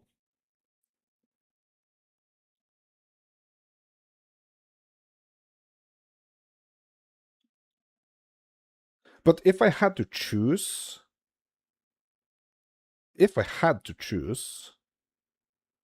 between like this route, like the Mountain Splitter, and the Ancestral Empowerment,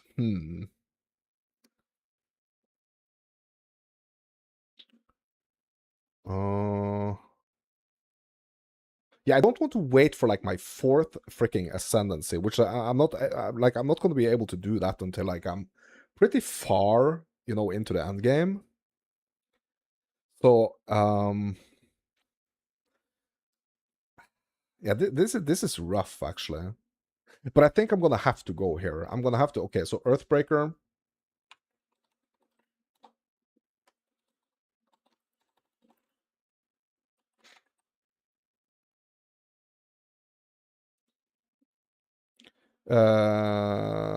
Earthbreaker and Ancestral Empowerment. Is that what it's called? Yeah, Empowerment. But like, I don't think like Titan seems like a mega um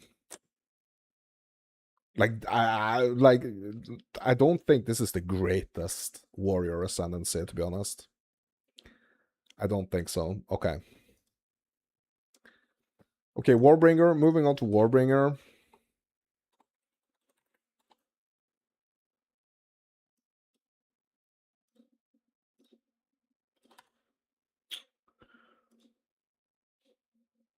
So the Warbringer draws strength from his Karui and Asomite ancestry. The class improves his ability to block attacks and break armor, making them more vulnerable to physical damage and other damage types. He has the ability to enhance his totems to summon ancestral spirits and redirect incoming damage towards it. Encase himself with Jade to absorb damage from hits, and unleash war cries that explode corpses while ignoring their cooldowns. Yeah, so this is gonna be like the totem one. Like totems are like, that's, it's not my favorite. I'm just gonna throw it out there. Like, they are cool, but it's like, it's not my favorite, okay? Yeah, we're just gonna have to check out these available points here. Okay, so let's have a look. Right to left this time. Warcaller's Bellow. War cries explode corpses, dealing 25% of their life as physical damage. Bro, this is cool. This is actually cool. Like, I think like this is cool. Like, getting this as like the first ascendancy here. I think that this is gonna be it. Yeah.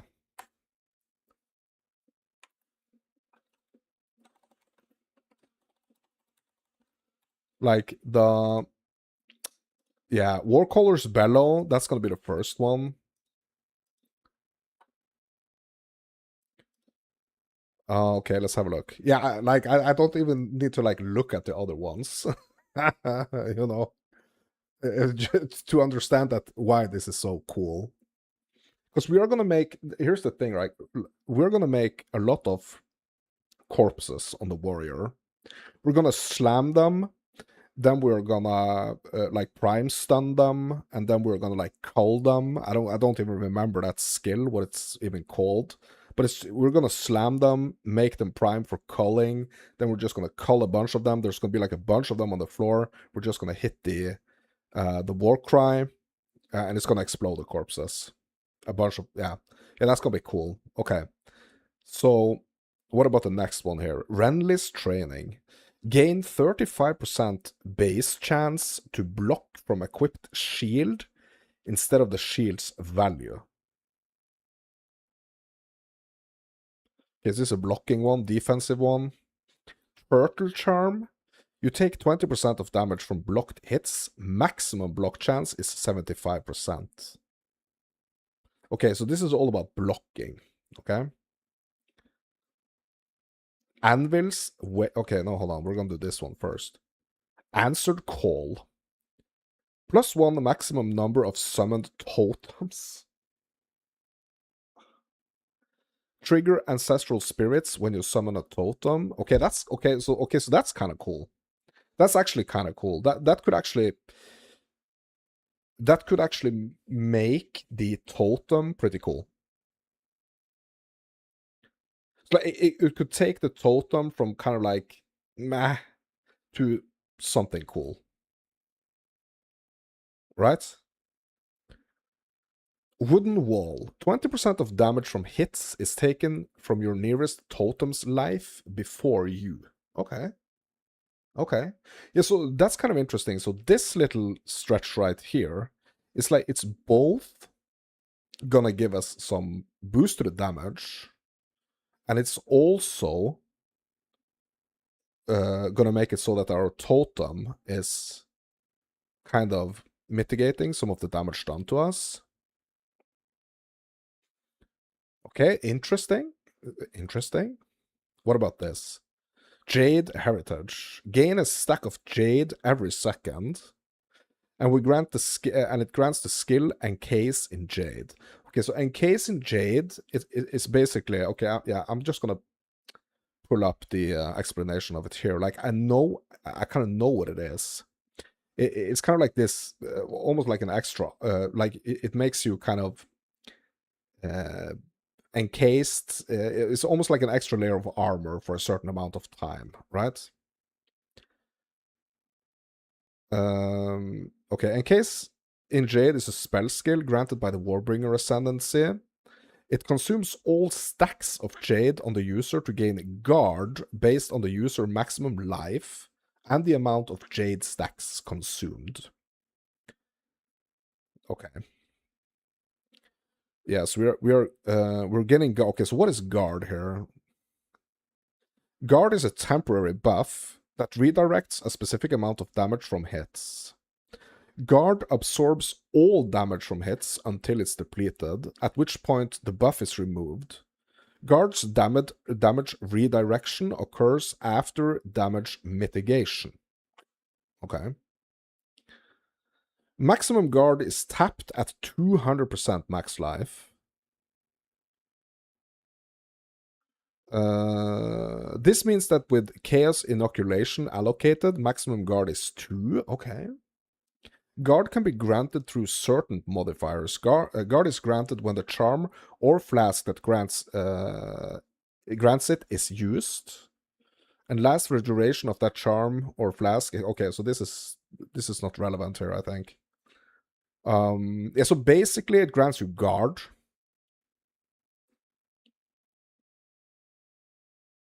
Which has Guard has an equal to 6% of your maximum life per Jade consumed. Guard duration is 4 to 5 seconds. Okay, so it's not like it's not the longest. But Encase in Jade, bro, I guess it's almost like darkness, almost. it gives you this extra it gives you this extra layer of defense for a certain amount of time. Yeah, so it's not the same as darkness, because kind of darkness is always there, and when it's removed, it kind of like takes some seconds for it to come back. So I guess it is a difference. But yeah. Yeah, I don't think this is. I don't think I'm gonna go that direction, to be honest. I don't think Jade is the one I'm gonna take here. I think earlier for like the first like the I, so first of all, like I really, the way I like to play warrior is like with a mace and a shield, right? So that's gonna make me have like some type of block chance. It's gonna make me more defensive, you know. Anyway, so I'm not gonna be worried about defenses super early, I think. So that's kind of like why I'm thinking war colors here, just for that extra kind of like speed and damage in like the very beginning. What build are you most excited to use? Bro, I don't know yet. I don't know. That's why I'm going through all these ascendancies, kind of trying to... Like, obviously, I'm kind of hyped for Chayula right now, because that's what I've been playing lately. But yeah. Okay, let's have a look at this. Anvil's weight. Break armor equal to 10% of hit damage dealt. Okay. And imploding impacts. Fully broken armor you inflict increases all damage taken from hits instead. You can break enemy's armor to below 0. What? Okay. So okay. So what I think is actually, like, I know I hated a little bit on the totems, like as we started to look here, but I'm kind of like starting to see a little vision here. I'm kind of like starting to see a little vision here, what I can do here. So actually, I think I want to I want to go answered call.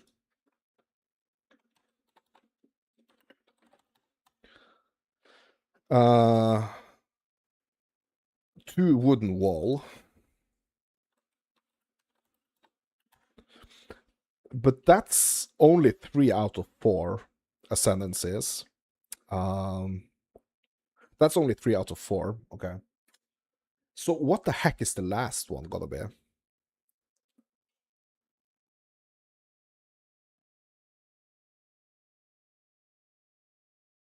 Like the break armor stuff. I guess maybe, but at this point, it's kind of like more because like I don't necessarily feel like I want to go Jade, and I don't necessarily want to go Rendless Training. Uh, Break armor, I really don't feel like I know a lot about. So right now, it's a little bit like I think I'm just gonna leave like the 4th one a question mark for now. Okay. Okay, so we've done the Titan, we've done the Warbringer. Let's go have a look at the freaking Smith of Katava, bro. Smith of Katava, like I hear a lot of people talking about the Smith of Katava. Like they think it's so great. I have not played Smith of Katava yet, so this is just going to be my initial thoughts here. Of what I think is going to be like a good Smith of Katava for me, okay?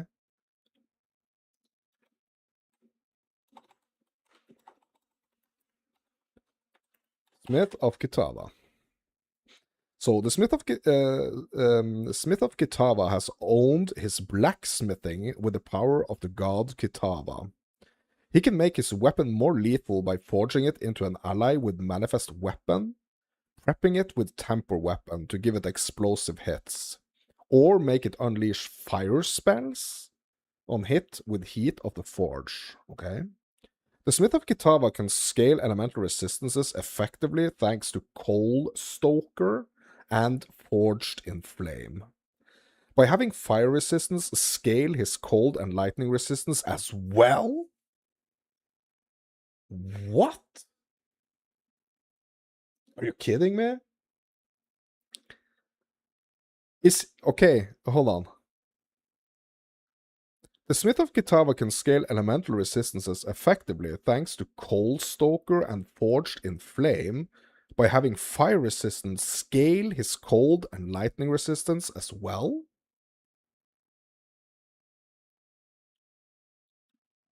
Okay, so that's like 3 out of 4 resistances, basically, just in one. That's very, very interesting. That's super interesting. With Smith's masterwork, he can spend passive points to add powerful mobs of his choosing to a normal body armor. Okay. Yeah, so the reason why I think this is really interesting is because if you kind of remove, or you don't remove, but you kind of make certain aspects of like defenses easier, it gives you more like brain capacity to kind of like think about other things and focus about other things. So this whole like fixing the resistances like he can, or like this ascendancy can, it's gonna allow me to kind of like focus way more on just like pure freaking damage. And also I really like the thought of like the fire warrior, like the fire focused warrior. Very interesting. Very interesting. Yeah, now I'm excited. Okay. So let's have a look here. Closer look at the passives here.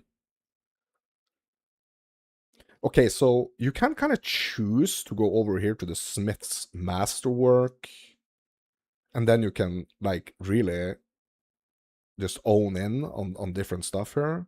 Or you can kind of like go just on the easy side to the left here. Okay, so I'm just going to look on the left side here first. Okay, so we got Heat of the Forge.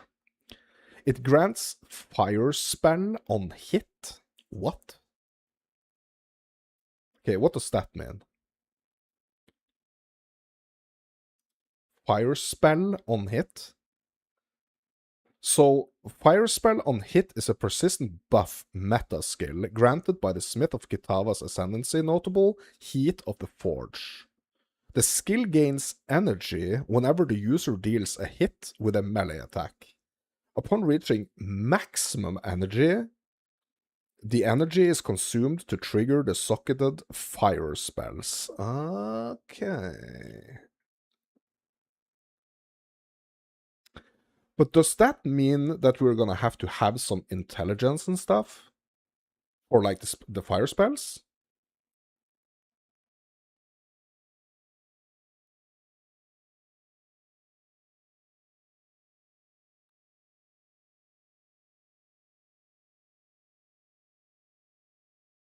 Can only socket fire spells. Okay. Triggers all socketed spells and loses all energy on reaching maximum energy. What I'm wondering here is that, are we gonna need the intelligence requirements for these fire skills, for these fire gems?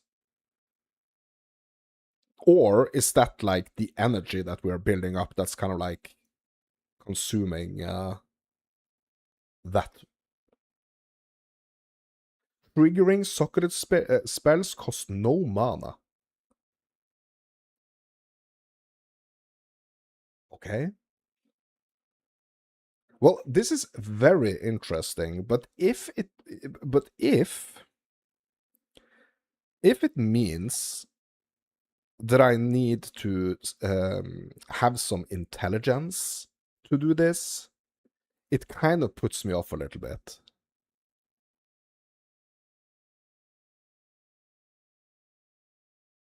Huh.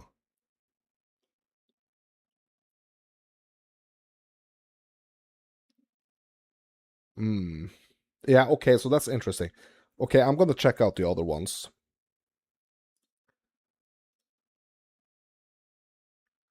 Coal Stoker. Modifiers to fire resistance also grants cold and lightning resistance at 50% of their value, bro.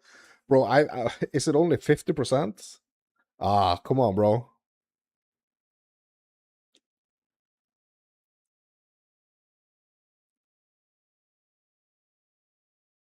I thought this was gonna be like a straight up copy. Okay, so it's 50%.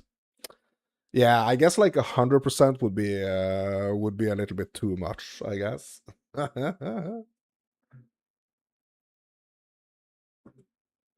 Okay, what's the next one here? Against the anvil, grants the skill temper weapon. Okay, what's temper weapon?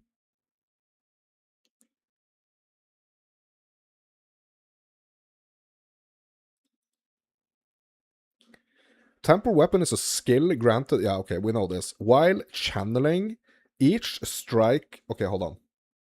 Let me remove this. While channeling, each strike of the hammer against the anvil will empower your next few attacks. Empowered attacks create a combustion that deals fire damage in an area. This skill requires a melee martial weapon besides talismans to use. Okay. Yeah, so basically it's like a channeling buff, I guess.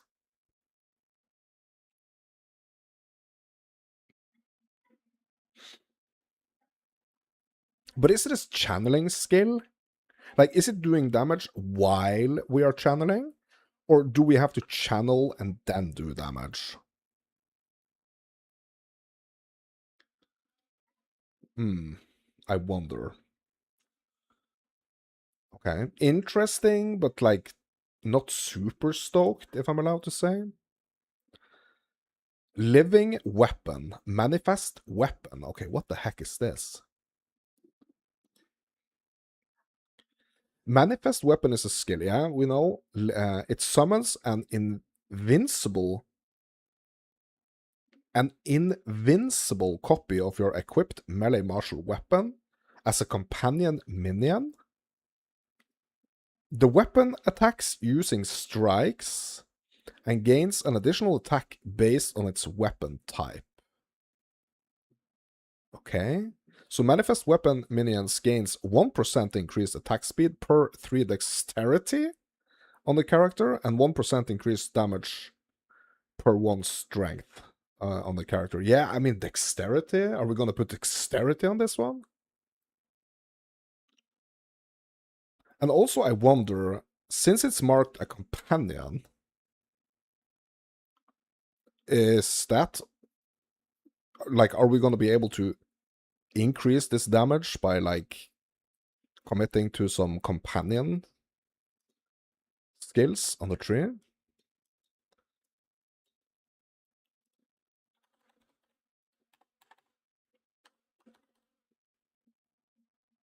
There are some companion stuff up here. Companions deal 12% increased damage. Also 10% increased damage while your companion is in your presence. Okay. Interesting. Increased damage, increased damage. Okay. Yeah, so we have some companion damage up here. So if we push out and kind of upwards here, we can actually get some more damage and also like some more defenses while we have a companion slotted here. Like these ones on this side is like, yeah, this is not gonna be it, right? For the warrior, it's gonna be these ones. Hmm. Okay. Well, that one is interesting. I have to say, like that. So up until this point, like that's kind of like the most interesting one, the living weapon.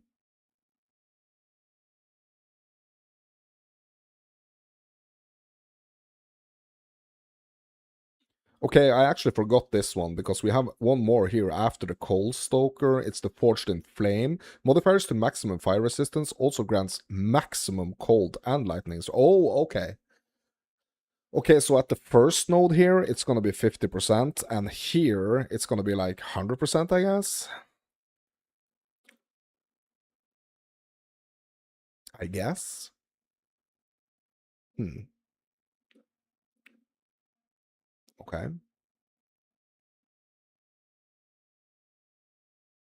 All right. Okay, so now to check out these ones. Smith's Masterwork can only use a normal body armor, but plus 200 to armor for each connected notable passive skill allocated. Okay. So we have the dedication to Kitava. Body armor grants plus 100% of armor, also applies to chaos damage. Internal layer, body armor grants hits against you have 100% reduced crit dam bonus. Okay.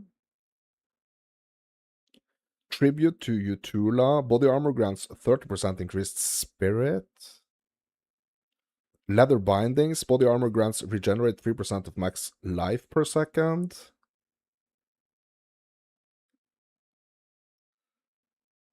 Molten Symbol, body armor grants 25% of physical damage from hits taken as fire damage.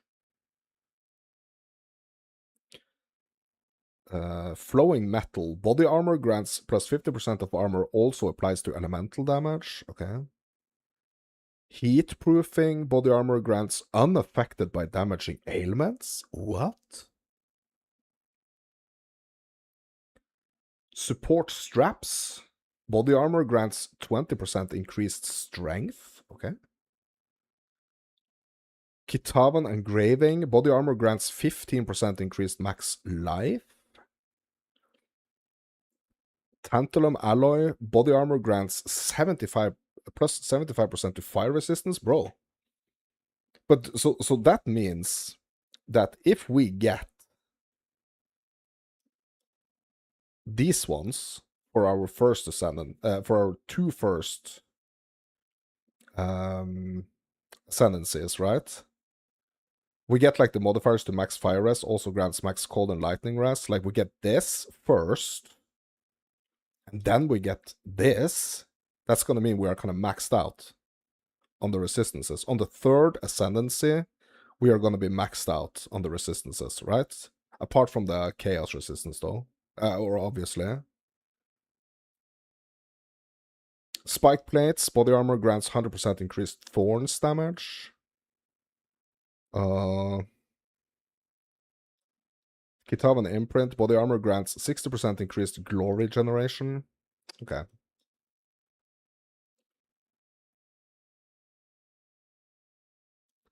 So what I think,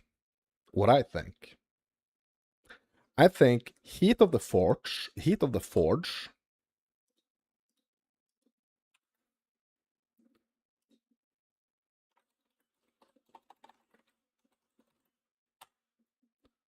followed by Coal Stoker, followed by Forged in Flame,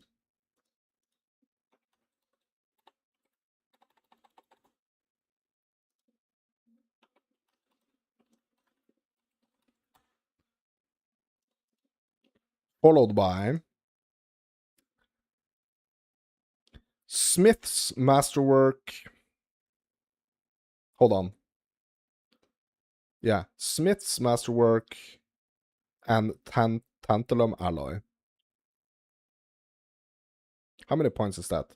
1, 2, 3, 4, 5, 6, 7, 8.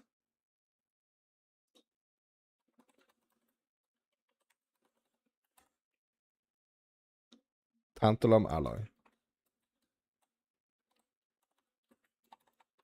All right.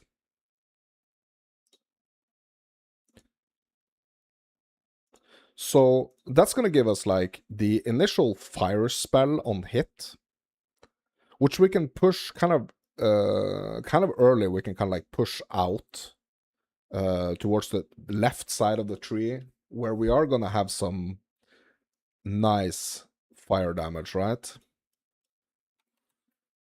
Right? I mean, quite initially here, from our starting point here, we're gonna have fire damage, increased fire damage, right? And then we can kind of like push up here, or down here. Yeah, I mean, I think that's gonna be a good idea, actually.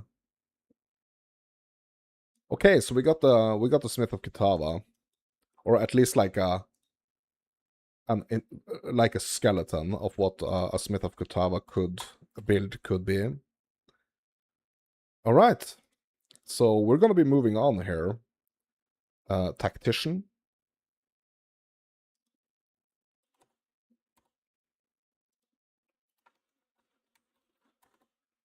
mercenary. Okay, so the Tactician is a class specializing in defenses and empowering allies. He has access to lower reservation costs and the ability to give bonus damage to allies using his weapon or placing down banners without limit. Really? The Tactician can specialize in crowd control, improving his ability to immobilize enemies, and turn pin into a full disable. He also lends well to armor and evasion hybrid builds, and enhancing the survivability they provide. He can also specialize in totems or call down supporting fire to rain down a volley of arrows on his foes. Okay, interesting. Let's have a look at the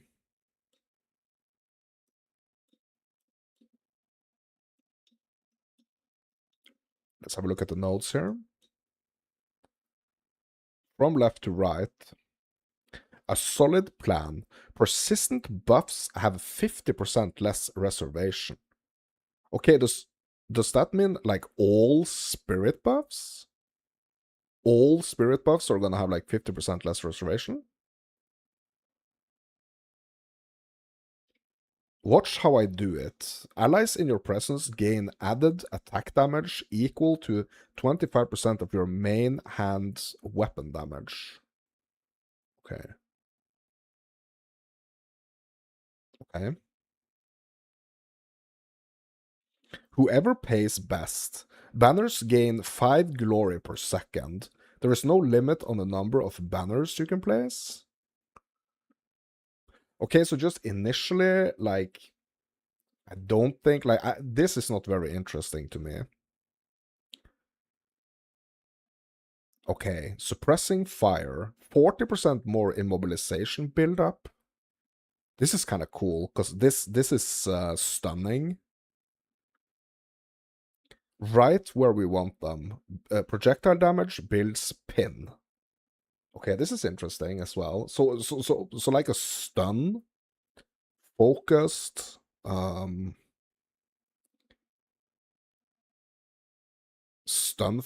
path here. That's very interesting. Polish that gear, gain deflection rating equal to 20% of armor, gain 100% of evasion rating as extra ailment threshold. Okay, so more defense here. Stay light, use cover, defend with 200% of armor. Enemies have an accuracy penalty against you based on distance. Maximum chance to evade is 50%. Maximum physical damage reduction is 50%. Okay.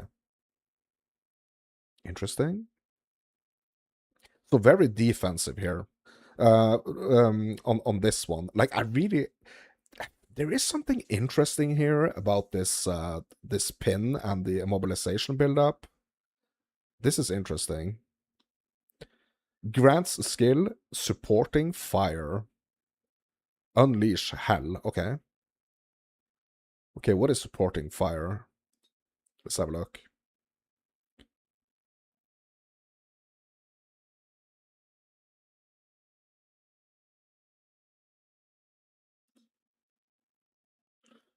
Okay, it grants you an off-screen army of minions that can be commanded to rain down arrows on the target area to deal damage.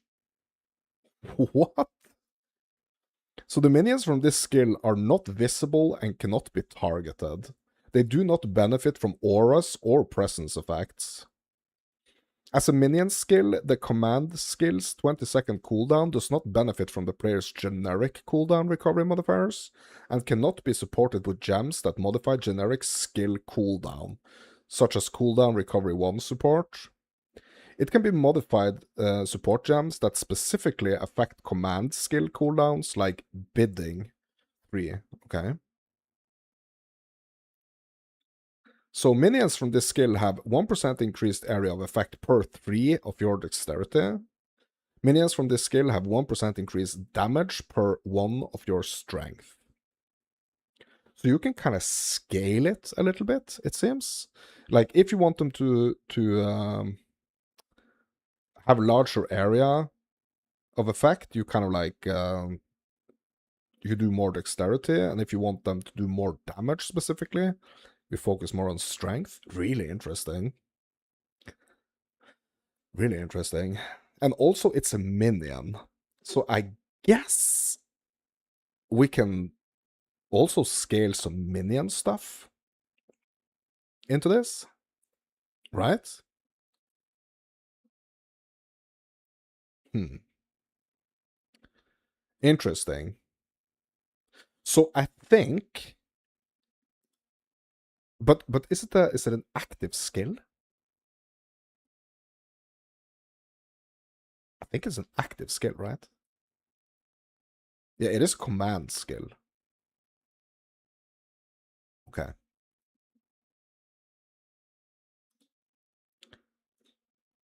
Question is, so I really like this pin right here.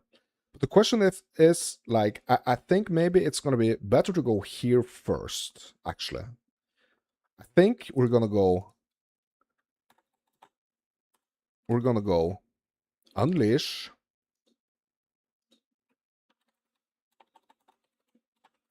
hell, right?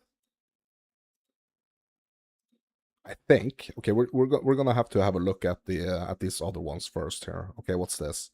Cannons ready. +1 to maximum number of summoned totems. Skills used by totems have 30% more skill speed. Okay.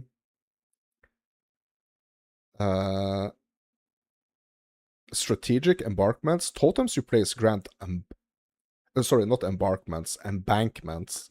Totems you place grant embankments auras. What is that?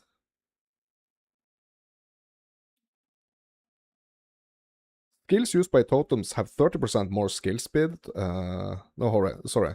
Okay, here we go. Strategic embankments is a notable ascendancy for the tactician that grants your totem an embankment aura, which grants different effects based on the skill.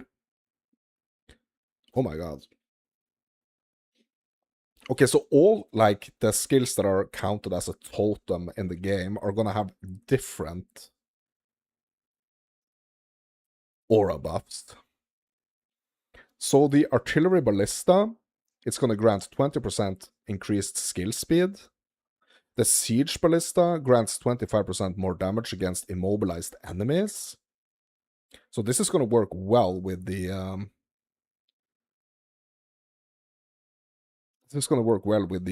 suppressing fire, right? And the right where we want them.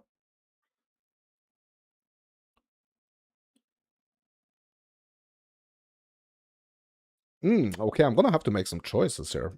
Interesting. Okay. Mortar cannon grants 25% of damage gained at extra fire. Shockwave totem grants 30% increased area of effect. Ancestral warrior totem grants 40% increased glory generation. Dark effigy grants 40% increased damage over time. Spell totem grants 50% increased crit hit chance. Okay, so this is really cool. Like, I really like this mechanic. I think this is really cool. So if we go for something that's not necessarily like the damage against the immobilized enemies, but we go for some of these other totems or effigy. We're gonna get some very interesting, we can get some very interesting results here. But that means if we go here first, so this is one ascendancy, this is the second ascendancy, this is the third ascendancy, and we can go up here with the immobilization buildup. Right? Or we could just don't do Unleash Hell at all, and we can go Suppressing Fire, right? We can go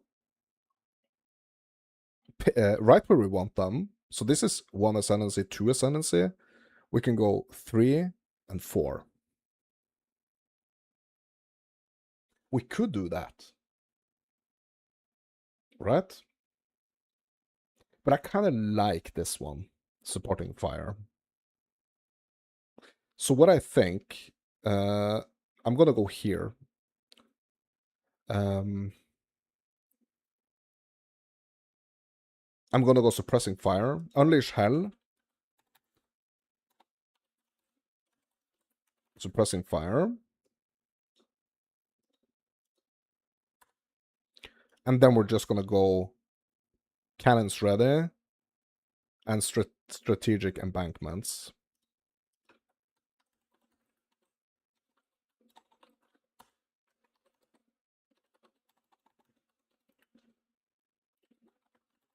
Okay.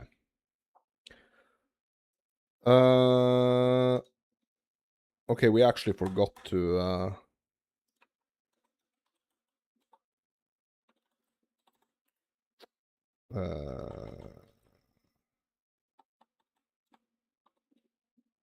tactician. Okay. Okay, what about? Okay, so what's the next one here? Witch Hunter.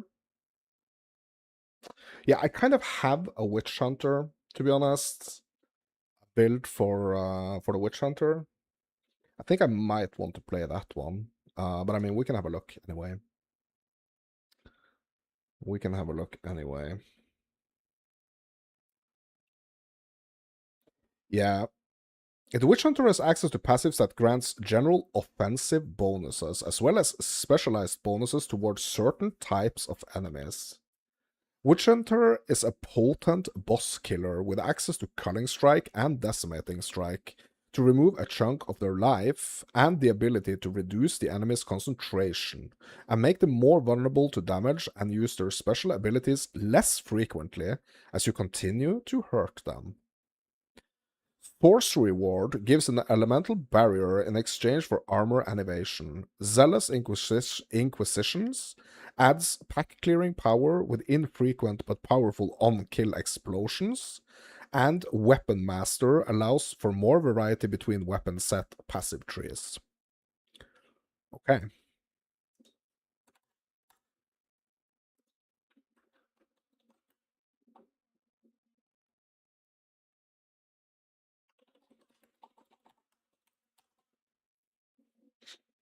Okay, let's dive a little bit deeper into this. Okay, from left to right. Weapon Master, 100 passive skill points become weapon set skill points. What?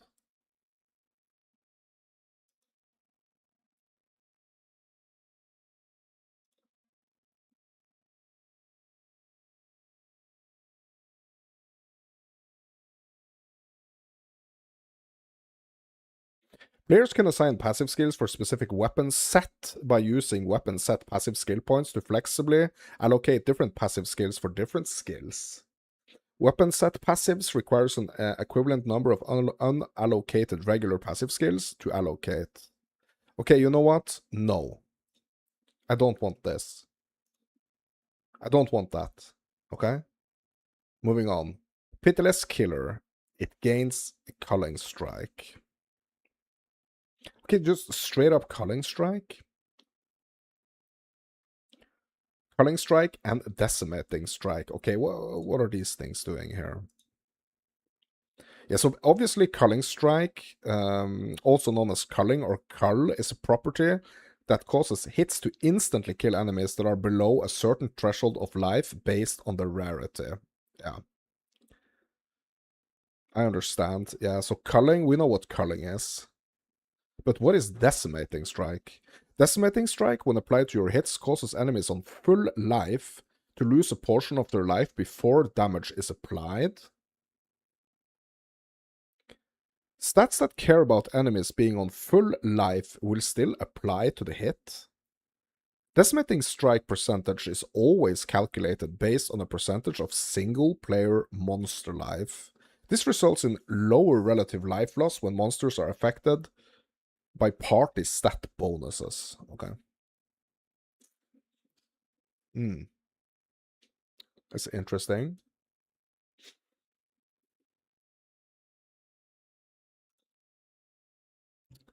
Okay, so we got the Witchbane. Enemies have maximum concentration equal to 30% of their maximum life. Break enemies' concentration on hit equal to 100% of damage dealt. Enemies regain 100% of concentration every second if they haven't lost concentration in the past 5 seconds. Okay. No Mercy. Deal up to 40% more damage to enemies based on their missing concentration. Okay. Yeah, I think this is what I always. I think this is what I'm rocking on my current build. The Witchbane and the No Mercy. Obsessive Rituals. 30%, 35% less armor and evasion rating, but grants the skill Sorcery Ward. Okay, we need to look closer into this. Sorcery Ward is a buff spell skill granted by the Witch Hunter Ascendancy. It grants the user a passive barrier that redirects elemental damage up to an amount, scaling with the user's armor and evasion ratings. Okay, Ceremonial Ablution allows Sorcery Ward to also protect against physical and chaos damage. Is that the next one? Yeah, it is. Okay. Defensive, basically. Yeah. But like the... So how much is like the 35% less armor and evasion rating? Um, like, is it going to be worth it? I can't remember on my Witch Hunter, actually. I can't remember if it's going to be worth it.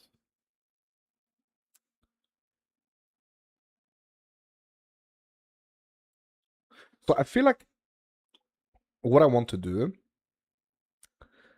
uh, what I want to do, I want to, I want to go Zealous Inquisition, like 100%.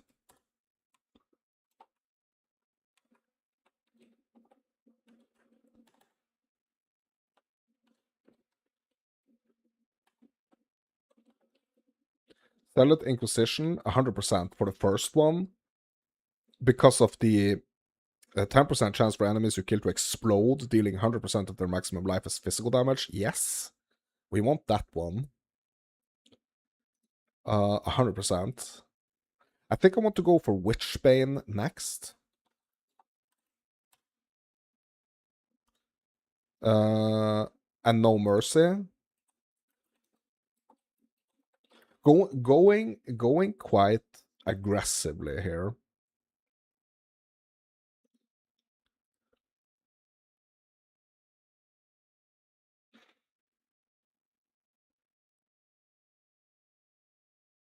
Because I don't trust, to be honest, like I don't trust this. The obsessive rituals and the ceremonial ablution, like I don't trust it. I feel like I don't trust this.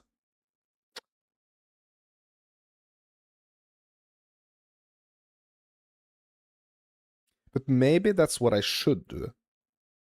Maybe I should take like the defensive nodes, even though I don't quite understand them yet. Maybe I should still get them.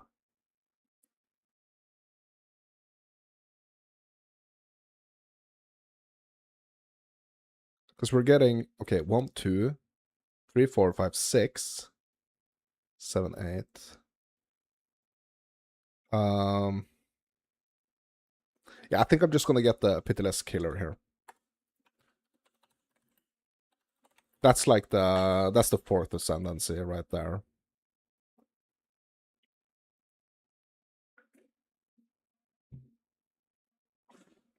Okay.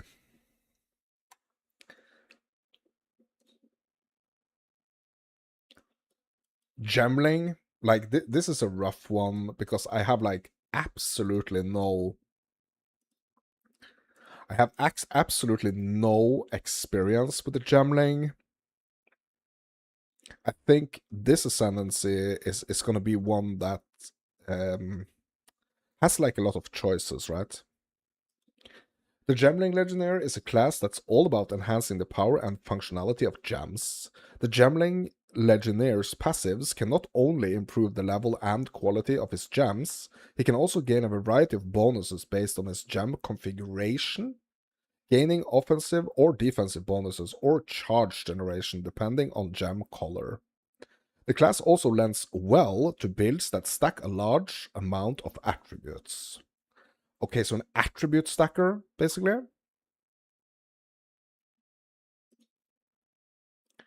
Let's have a look.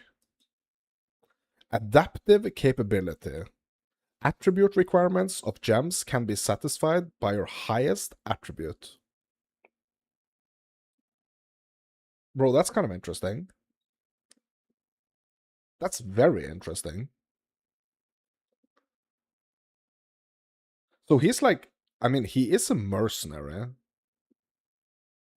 but he can be kind of like a chameleon, or he can be like kind of like a shapeshifter almost. Not a shapeshifter, but like, well, this is very interesting.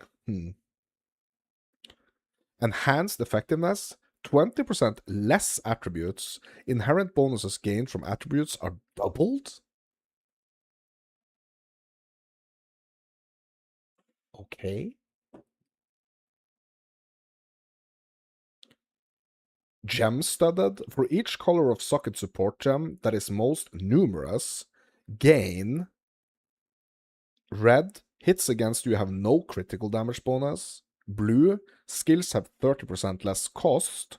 Green. Less movement speed penalty from using skills while moving. Bro, this is very interesting. Like, the hits against you have no critical damage bonus? Bro, that's a huge one, defensive-wise. Yeah, I think I think I'm gonna have to get gem studded. Like, I think that defensive aspect right there is gonna be um,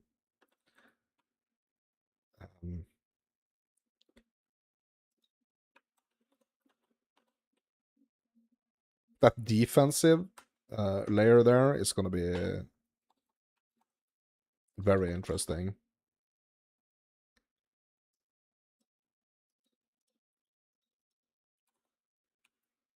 Okay, so gem studded. That's gonna be the first one. First one, gem studded. Thaumaturgical infusion. +1 maximum cold resistance per 3 blue support gem socketed. +1 maximum fire rest per 3 red support gem socketed. +1. Okay, so this is not a huge, like, this is not a huge one. I don't think I want to go here. I probably want to go here, right? Integrated efficiency. Skills deal 20% increased damage per connected red support gem. Skills have 6% increased skill speed per connected green support gem, and skills have 20% increased crit hit chance per connected blue support gem. Yeah, I think integrated efficiency.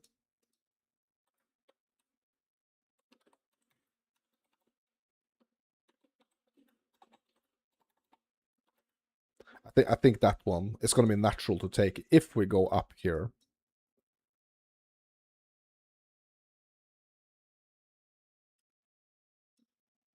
Okay, now to the left side. Crystalline potential. Plus 10 to quality of all skills? Okay, so we're... Okay. Okay, that's cool. Maybe that's like... maybe it's better to go here first, actually.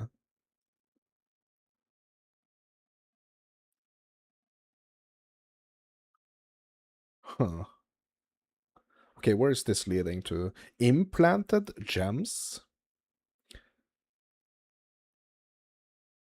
Okay, here we have to choose, I guess. Plus 2 level all skills with a strength requirement, plus 2 level all skills with an intelligence requirement, plus 2 level of all skills with dexterity requirement, okay. Okay, what is this? Thaumaturgical dynamism? What is that?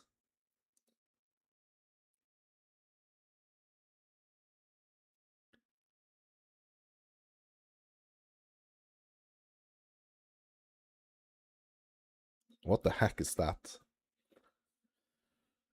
This buff grants one of the one of either an endurance charge, frenzy charge, or power charge every 5 seconds. The chance to gain each type of charge is determined by the ratio of total strength, dexterity, and intelligence. Okay.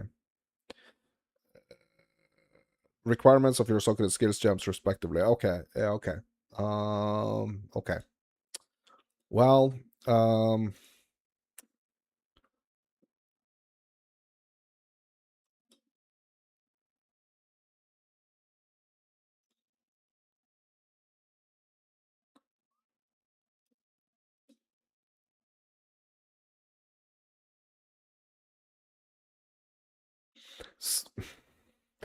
Like the quality of all skills,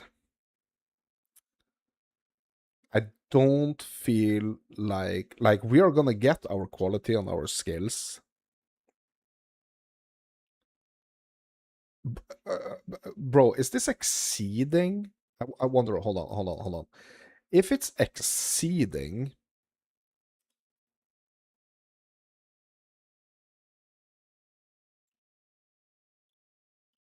if it's exceeding the max quality, right?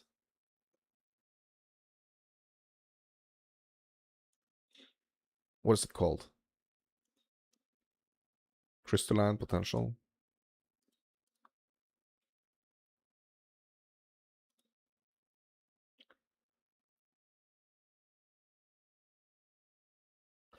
Does this mean if we already have 20% quality, is it gonna give it 30?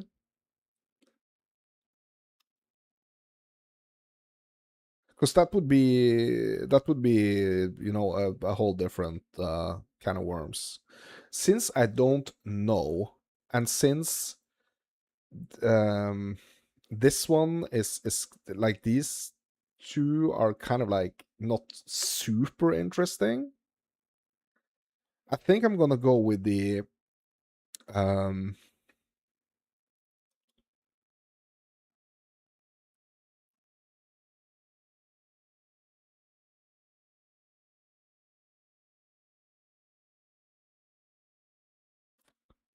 okay, what was the thaumaturgical dynamism again?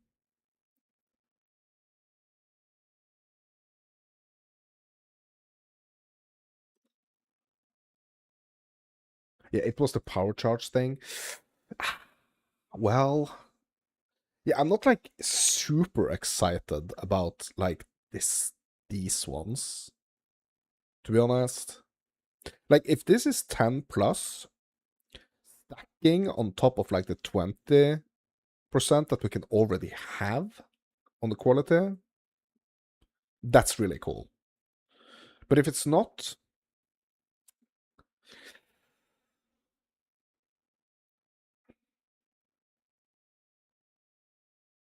okay, I think I'm gonna go with crystalline potential and implanted gems anyway.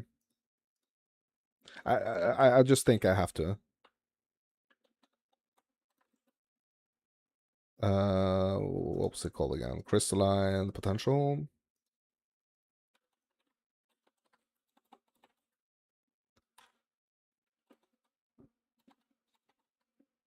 And implanted gems. Yeah. I think it has to be I think that's yeah, I think it has to be those. Not like super so like it seems like a really cool ascendancy. Like I have no idea like kind of like how it works. But just in theory, it sounds kind of cool, but it is a little bit yeah, I'm not sure. I'm not sure about that. Like I think or hopefully we're gonna be able to build something really cool. Hopefully. All right. Moving on to the Amazon. The Amazon is an elite warrior trained to protect the Asmeri elders, transforming her into an offensive powerhouse with recovery and evasion bonuses to boot. She can learn Elemental Infusion to use charges to infuse her attacks with lightning damage, explosions, or elemental damage explosions with Surging Avatar, Crit Strike, and Penetrate to turn accuracy into a source of damage, and Predatory Instinct to deal more damage against enemies at certain life intervals. As Mary Brew lets her flasks pull double duty on life and mana recovery, and Mystic Harvest grants her elemental life leech. Okay. Finally, Stalking Panther grants her more evasion from her gear except the body armor. Okay. All right.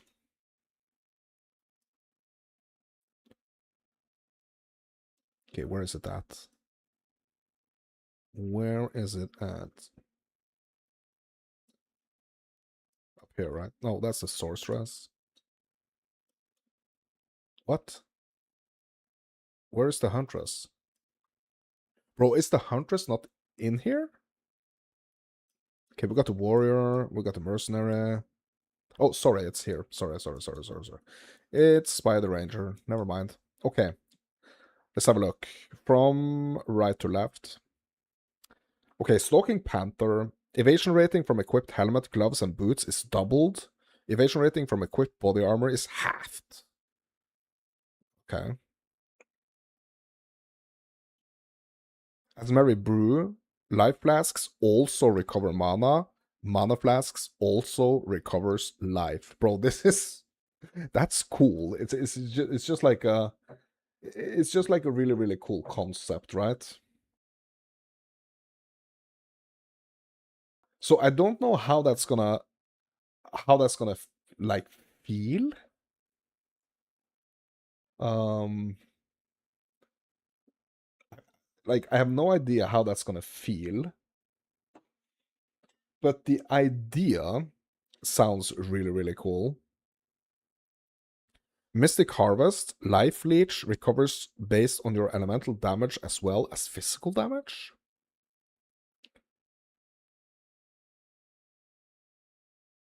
That's very interesting. Yeah, I need to make a we need to make a new list here. Huntress. We got the Amazon.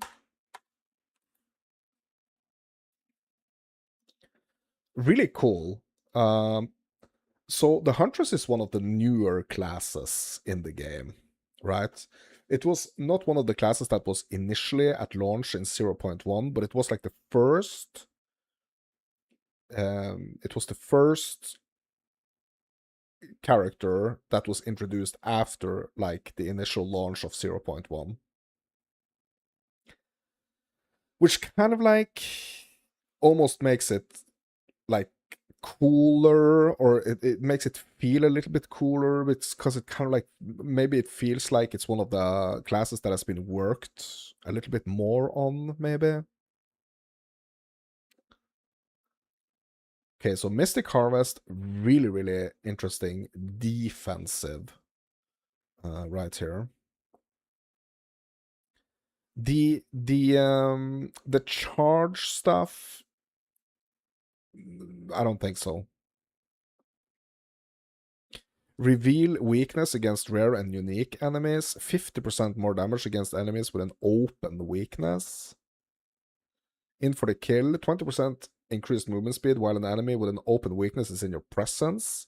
40% increased skill speed while an enemy with open weakness is in your presence. Okay. Crit strike. Chance to hit with attacks can exceed 100%. Gain additional crit hit chance equal to 25% of access chance to hit with attacks. Attacks using your weapon have added physical damage equal to 25% of accuracy rating on the weapon. Ugh. Okay. So I think it's gonna be Mystic Harvest.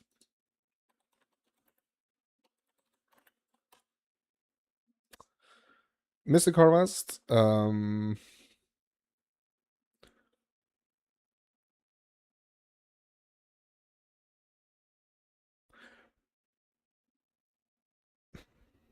Okay, so I'm really torn between Predatory Instinct and Asmeri Brew here. So, like, are we gonna go for, like, the defensive stuff?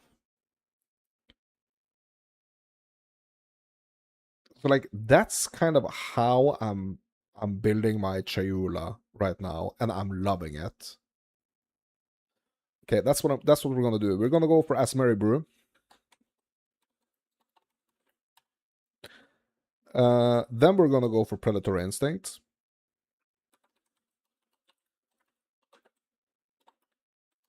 Because then we kind of like have those two first ascendancies, or those two first, or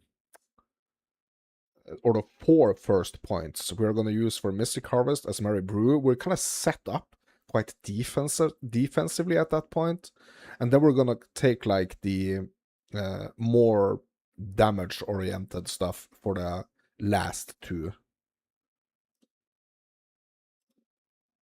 points, I think, or last two noticeables. So in for the kill. Yeah, I think that's it for the Amazon. Next one. Next one is the Ritualist.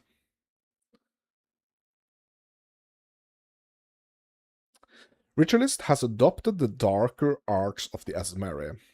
With corrupted life force, she afflicts enemies with blood boils that spread corrupted blood on the victim's death, and deals more damage against afflicted targets.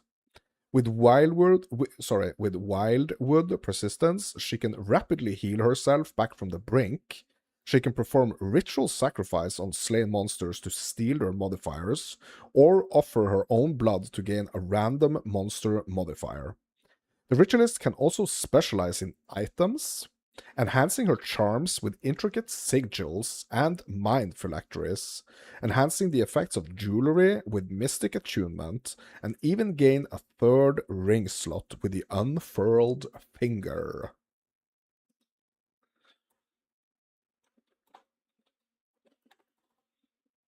Ritualist is the ascendancy I have been playing already. So Amazon I've not played. Ritualist I have played, and I kind of like my Ritualist. So question here is if I'm gonna kind of like tweak the Ritualist, tweak the Ritualist a little bit from what I already have, or if I'm just gonna make it from scratch. So I think the one that I've already gone for, or the build that I already have, it was very blood focused, very like bleed focused. So let's have a look here. Left to right. Unfurled finger. That's the +1 ring slot. Like the +1 ring slot is really cool because it can give us a bunch of cool stuff, like a bunch of kind of buffs pretty early. So I mean, obviously it can give us some like serious resistance help. it can give us some serious like added damage modifiers. So it's really cool. Mystic Attunement, 25% increased bonuses gained from equipped rings and amulets. So it's really focused. It's really focused, right, on the rings and amulets. Bro, let me tell you something. In 0.5, we're going to have a huge rework to Breach. It's going to give us the Genesis tree, which is going to be heavily focused on rings, amulets, and belts, right?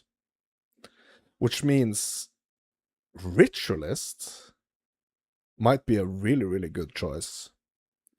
Because we're going to be able to craft some pretty, I think we're going to be able to craft some pretty insane jewelry. And imagine having 25% increased bonuses gained, or imagine having another slot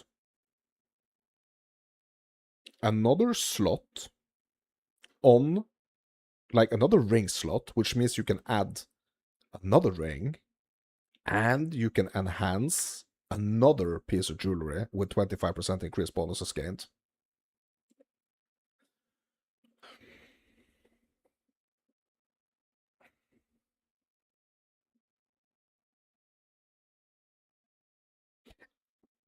I think this is a no-brainer, but let's have a look at the other ones. Wildwood Persistence, 10% increased life recovery rate per 5 missing unreserved life. Intricate Sigils, +1 charm slot, and also 20% more charm charges gained, unless there has been some like serious buffs and stuff to the charms. I really don't see like the point in getting this. Mindful Actress can instead consume 25% of max mana to trigger charms with insufficient charges. Kind of interesting, but kind of also feels a little bit like what's it called? Like a filler node, if you get me. Okay, as the Whisper demands, Ritual Sacrifice can be used on yourself to remove 20% of maximum life and grant a random monster modifier. A maximum of 1 modifier can be granted this way. Bro, this is really cool. This is really cool. We can grant ourselves a random monster modifier? What? Corrupted Life Force, 15% more damage against enemies affected by blood boils. Okay. So I think we have it. We are gonna go Unfurled Finger.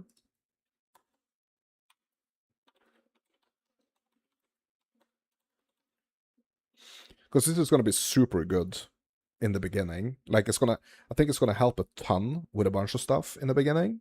Like very early. Mystic Attunement, I mean that's also gonna be like when we do that second ascendancy, we're just gonna like bump a lot of the stats up. Mystic Attunement.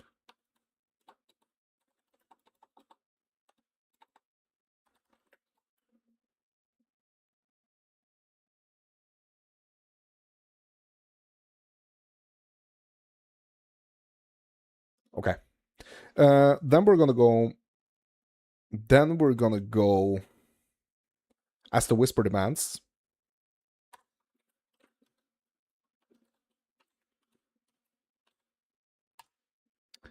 And lastly, we're gonna go Corrupted Life Force.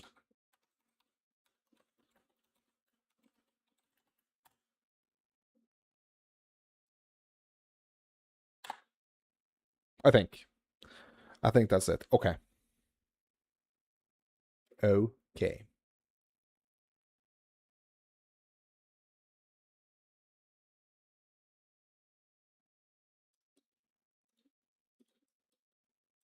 Alright, moving on. Ba, ba, ba, ba, ba, ba. Okay, what's the next one here? Invoker and Chayula, like the monk. I think I'm gonna skip this. Because these are two builds that I've I've really been working on the monk.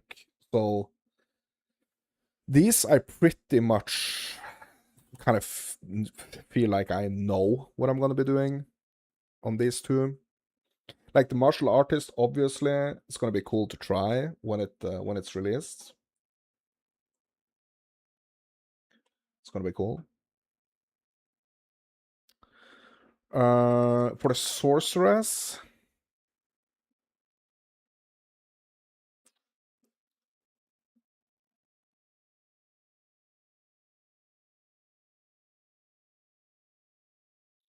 yeah, I'm just gonna jump straight to the sorceress here.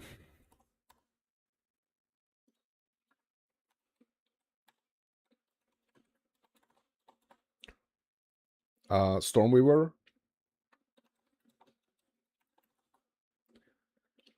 Okay, so Stormweaver is an arcane master of the elements. Stormweaver can be built around chill or shock by allowing them to stack twice and having all damage types to contribute towards their application. She's able to generate elemental storms on critical hits to devastate the battlefield and improve her ability to collect and generate elemental infusions. She can also gain permanent arcane surge and use some of her mana to protect her life. So I've been doing the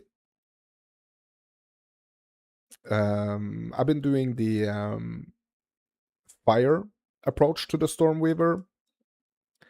The lightning one I don't want to do because I've been playing so many like lightning focused builds, or like a lot of the builds are like so super leaning into lightning. So let's do a Stormweaver if we are able to. That's going to be more cold oriented.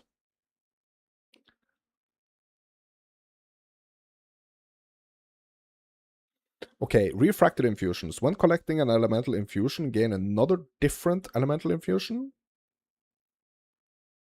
Storm's Recollection. Remnants can be collected from 50% further away. Remnants you create reappear once, 3 seconds after being collected. Heavy Snows. Targets can be affected by 2 of your chills at the same time. Your chills can slow targets by up to a maximum of 35%. 25% less magnitude of chill you inflict. Okay. Shape of Winter. All damage from hits contributes to chill magnitude. Okay. Yeah, I guess these are the ones we're gonna go for first here. Heavy Snows.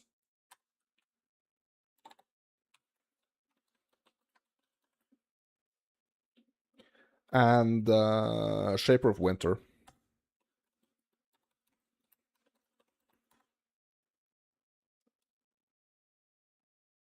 Trigger Elemental Storm on critical hit with spells.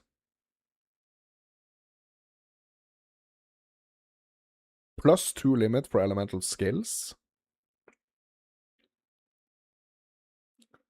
Arcane Surge. Damage taken from mana before life.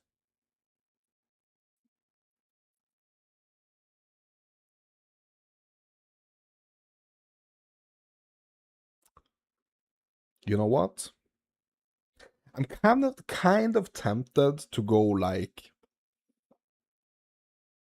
more defensive here, but that would be like the Arcane Surge and the Force of Will.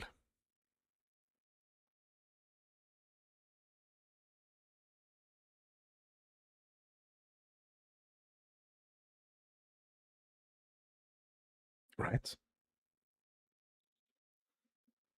Okay, what is the Arcane Surge?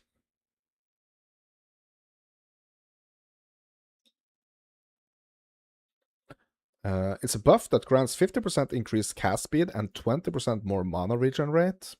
Arcane Search buff has a base duration of 4 seconds and is not affected by skill effect duration.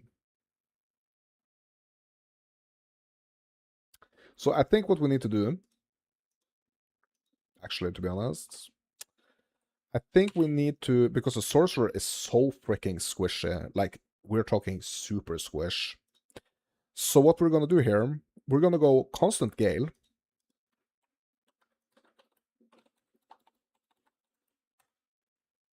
We're gonna go force of will as the 2 first ones. Then we're gonna go heavy snow, then we're gonna go shaper of winter. Frost based. Yep. Yep. Okay, so next one, Chronomancer, I guess.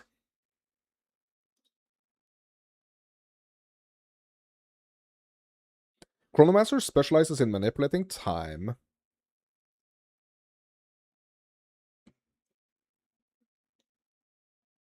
Gaining access to a wide range of utility skills, she can learn Temporal Rift to rewind her position and life, mana and energy shield values to what it was a few seconds ago, Inevitable Agony to curse enemies to take a portion of all the damage taken again after a brief delay, Time Snap to refresh all cooldowns on command, and Time Freeze to stop all enemies in their tracks. Quicksand Hourglass grants her a fluctuating amount of cast speed and area of effect, while now and again gives her a chance to refresh cooldowns instantly. Chronomancer also has a few defensive abilities at her disposal. Apex of the Moment lets her slow nearby enemies.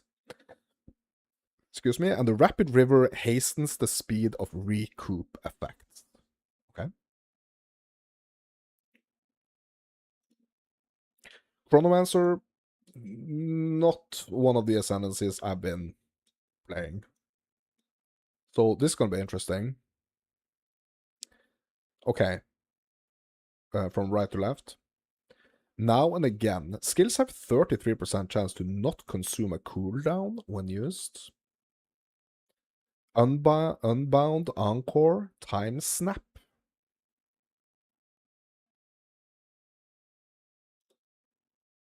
What is Time Snap?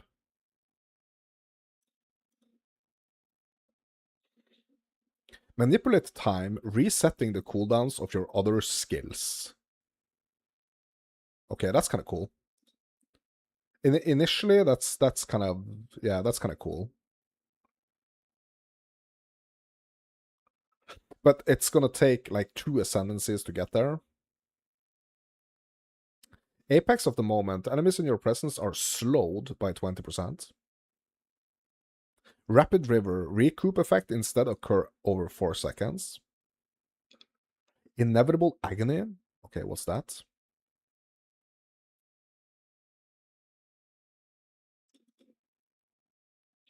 Curse all targets in an area after a short delay, causing a portion of damage to take from hits to be tracked by the curse debuff.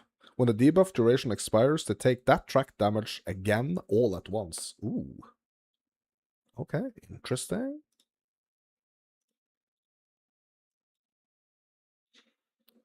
Okay. Sands in time. Sands off time.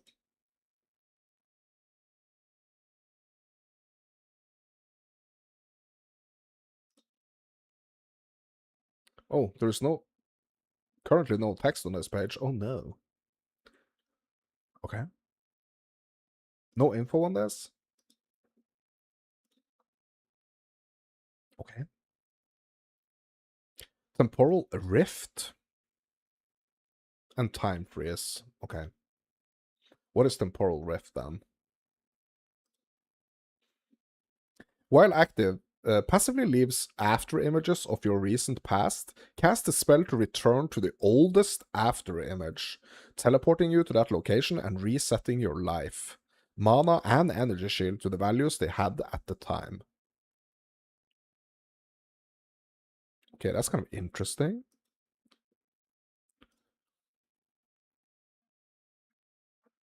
Time freeze.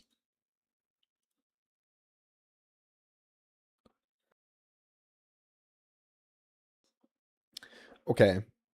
Release a large wave that stops time for all affected enemies for a duration. Duration is lower the more times the enemy has had time stopped for them. Okay. Hmm.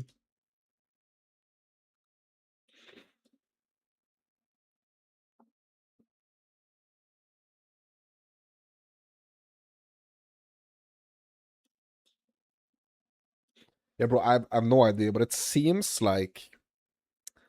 um it seems like inevitability is gonna be the first one.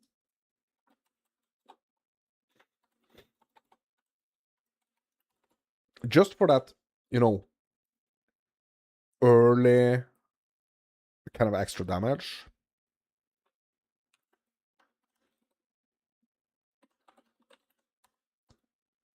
Then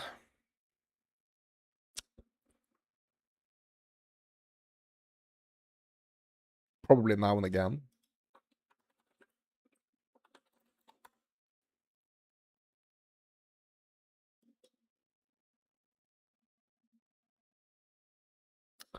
Then Apex of the Moment.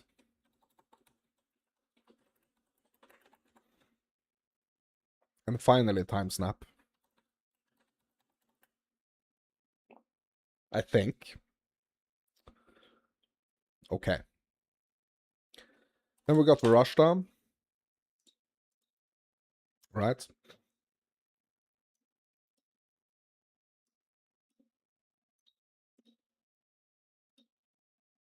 Disciple of Varashta.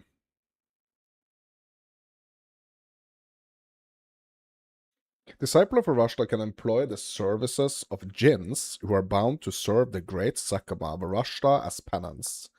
Each the jinn are invulnerable minions that remain inert in their barriers until the disciple commands them to unleash their powers. The three jinns are Ruzan, the fire jinn, Navira, the water jinn, and Kelari, the assassin jinn. Each jinn comes with their own set of abilities and additional command skills. Aside from the jinns, the disciple can also learn. Hold on. Remove this. Aside from the jinns, the disciple can also learn defensive bonuses through the fourth teaching to enhance energy shield recharge, sacred rituals to allow energy shield to contribute towards armor's damage reduction, and Varashta's intuition to absorb elemental damage using mana. Alternatively, baryonic ley lines can enhance socketed time lost jewels, and instruments of power grants the ability to equip a staff and focus together. What? What? That's really cool. Okay, let's have a look.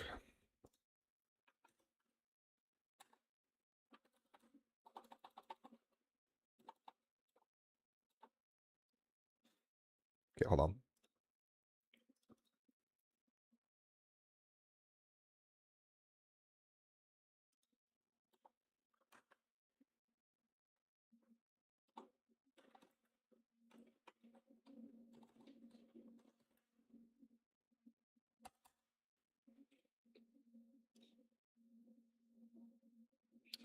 Okay, from right to left. Okay, so we have the.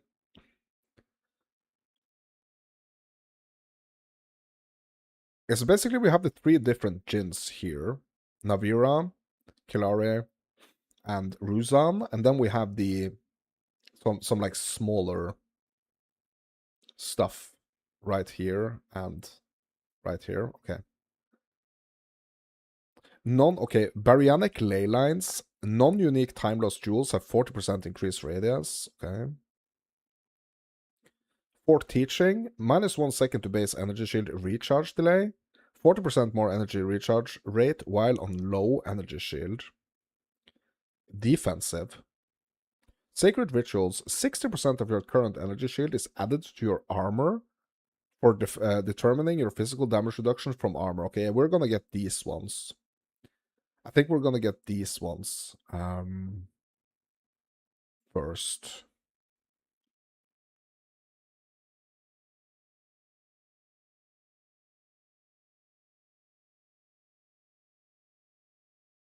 Yeah, I think we're gonna get the defensive ones first. Okay. So the fourth teaching.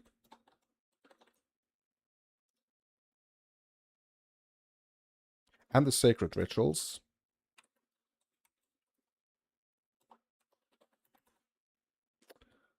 Um,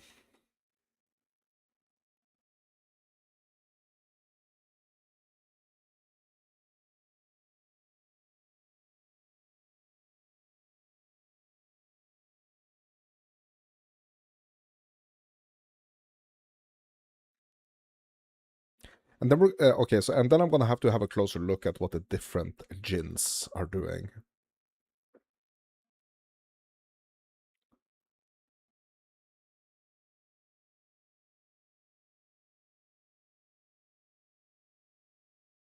Okay, so we have the fire one, we have the water one, and we have the assassin one.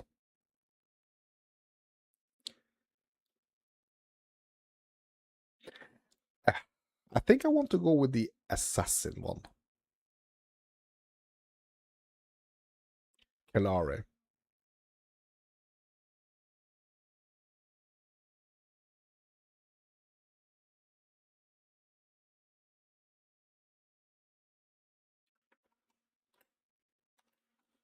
I want to try and figure out.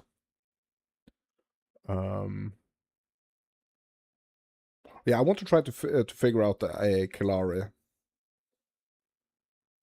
build, an assassin build. Last one, I don't know. I'm just going to leave it open. Basically, I'm probably going to have to dive a little bit deeper into kind of figuring out what specialization I'm going to be doing, like deception, judgment, or malediction. I have no idea, so I'm just going to keep that as a question mark right there. So we are moving on to the druid, starting with a freaking oracle.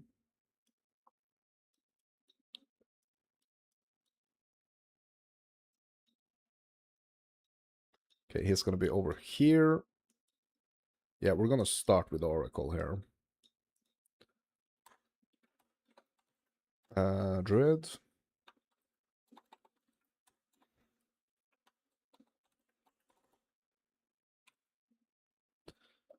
So what are we doing for the oracle? Let's have a look. Okay, from top to bottom here. The lesser harm. Enemy critical hit chance against you is unlucky. Okay, so that's a defensive one. Inevitable critical hits. Okay, what does that mean?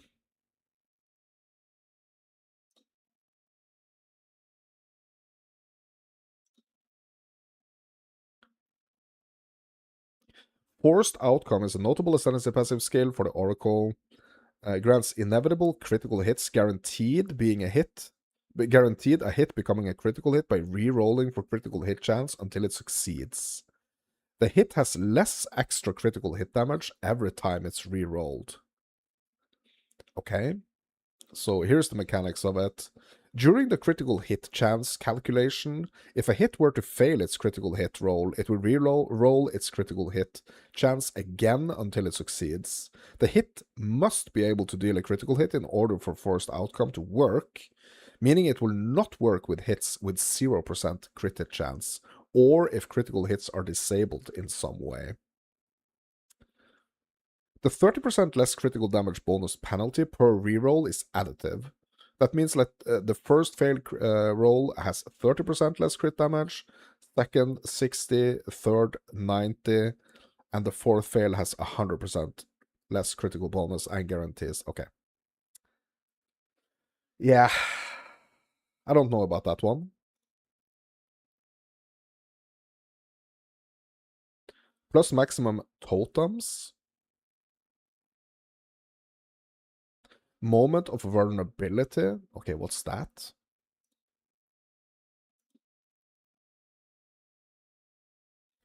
Send out a temporal nova to take advantage of enemies' moments of vulnerability. Hitting enemies that are primed for stun, electrocution, or freeze causes a visage of them to appear, lasting as long as the original target would have been affected by the form of immobilization used to create the visage. A portion of the damage dealt to visages is also dealt to the original.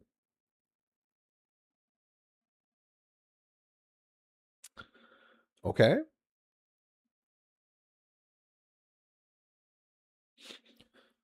Yeah, it's a Nova skill. Okay. Harmony within. Hit damage is taken from mana before life if your current mana is higher than your current life. 50%, 15% less max life and 15% less max mana. Okay. Oops, sorry.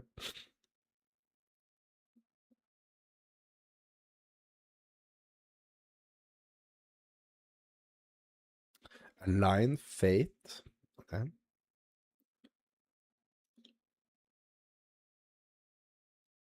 What is that? While active, visages of yourself from alternate timelines will occasionally appear and cast one of your spells from your first valid weapon set. Until the next visage appears, your next cast of the same spell aligns your fate, empowering that spell. Visages can only cast non-challenging, non-buff spells you could cast that have no cooldowns. Okay, that sounds really cool, to be honest.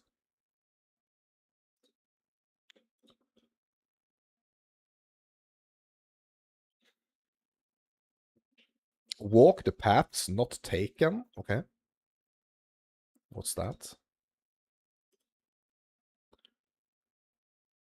When the player character becomes an oracle, the passive skill tree will reveal additional passive skills, mainly in the druid section of the passive skill tree.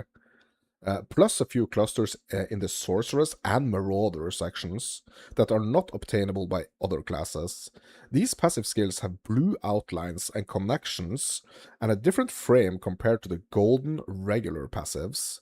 Once the unseen path is allocated, the player can allocate passive points into these passives. All paths not taken passives must be unallocated in order to unallocate this ascendancy passive skill. Okay. Hmm. Uh,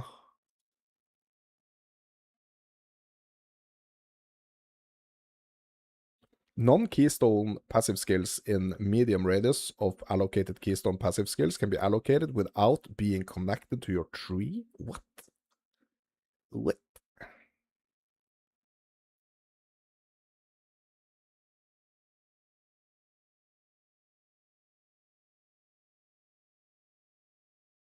Okay, so um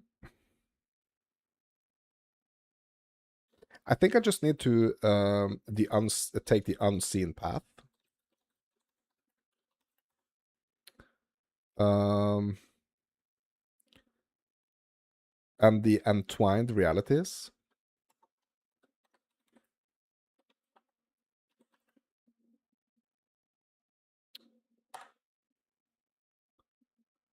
Uh, Actually, we're gonna do the lesser harm first. Actually,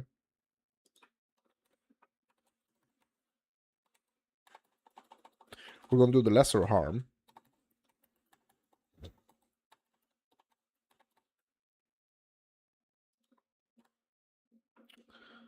Uh, uh, uh, uh, um, and I guess the forced outcome.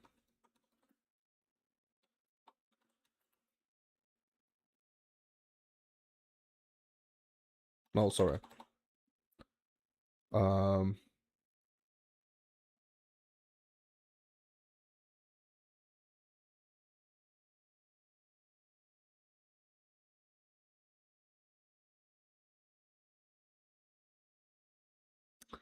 Last one, don't know. Okay. Whew. Okay, moving into the last ascendancy, my dudes, which is the shaman. Here, I want to do something totally different.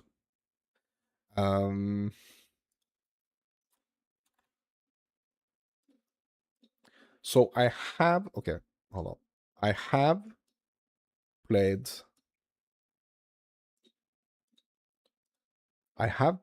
the wolf shaman. I think I want to go bear.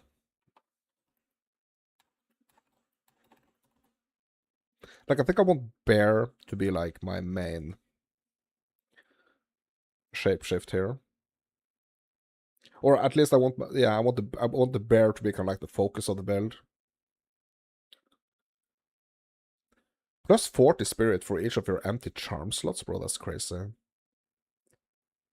Wisdom of the Magi. Gain the benefits of bonded modifiers on runes and idols. Yeah, that one is pretty cool. Or you know what?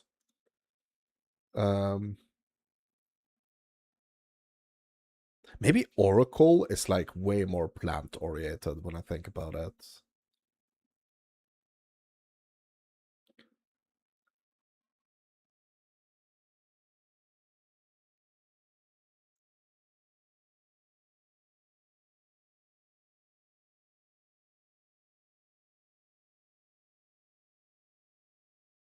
I think it is. Right? Okay. Yeah, we're gonna go with the bear. So we are gonna go with Druidic Champion.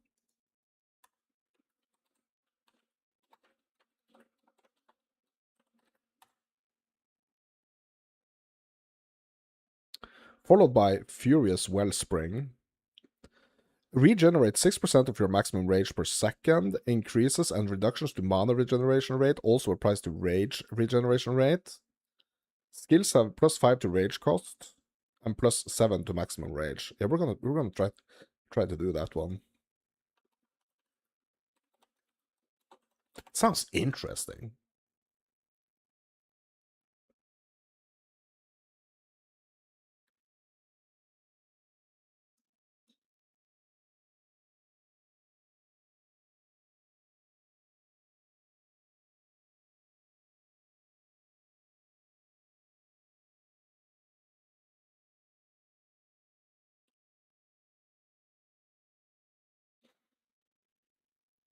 And I guess Turning of the Seasons and Bringer of the Apocalypse.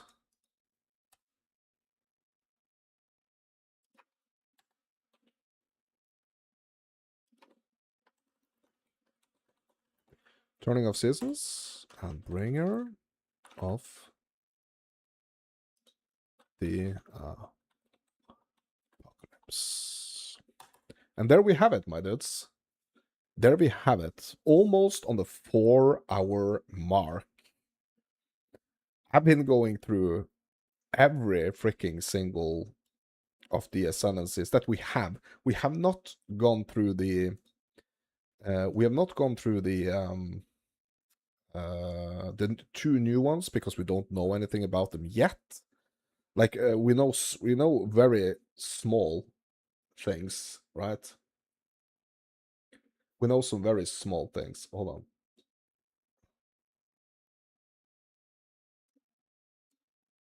What's wrong with my camera?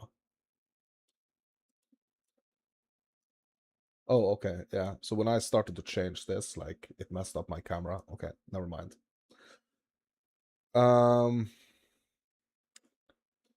We have some very, very small kind of detail, or like we know that the what's it called? We know that the Spirit Walker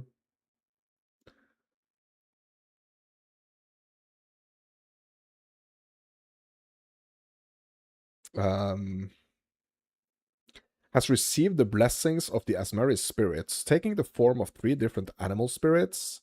Vivid Stampede summons vivid wisps while moving, which take the form of stampeding stags on attack. Primal Bounty periodically grants the vivid owls feathers, when dodge rolling to grant extra projectiles on your next attack, and Wild Protector summons a powerful bear companion to your aid.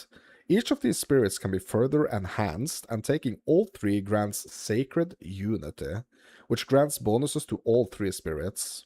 In addition, Idolatry grants additional bonuses for each socketed idol, but penalizes you for having non-idols socketed. And the Natural Order allows you to tame a unique beast. That's what we know so far, Midas. Which sounds incredibly cracked. The Martial Artist is the new Monk Ascendancy. So the martial artist has perfected his mind and body with the art of hollow techniques.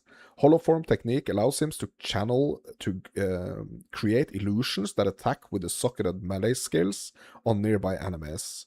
Hollow focus technique creates illusory bells that can be attacked to create a damaging shockwave, and hollow resonance technique puts a bell on his back that resonates whenever you deal a critical hit. Runic Meridians adds rune sockets to your own character. Way of the Mountain grants a buff when you immobilize an enemy, gaining more attack damage, a stun threshold, and greatly reducing the damage taken from small hits. And Way of the Stone Fist replaces your gloves with a special base type that replaces the glove's explicit modifier with stronger ones. That's it, my dudes. That's all the ascendancies. I have no idea about the martial artists. I have no idea about the spirit walker. What I do know is that I really want to try them both in 0.5. I don't know when I'm going to be trying them, if they're going to be one of the earlier classes I'm going to be doing, or if it's going to be one of the later classes that I'm going to be doing. I won't promise anything, because right now it's kind of shaping up to... for me at least, it's kind of shaping up to be Chayula. For my starter, not 100% yet decided yet. But my dudes, this is Mouse and Fairy Tales. If you like what you're seeing, hit me up with a like. If you want to see more content like this, consider subscribing. I hope you're excited for 0.5. It's only 15 days away, right? No, it's not. It's 17 days away, bro. It's 17 days away. It's only 17 days away, bro. Up until then, yeah, I'm gonna be diving deeper into different ascendancies, just prepping, practicing the campaign, all that good stuff. I hope you're excited for 0.5. It's gonna be a huge one. As GGG has said, it's the freaking biggest update to Path of Exile ever. I'm excited. I hope you are too. I'm Mouse of Fairy Tales. You are you. And thank you for watching.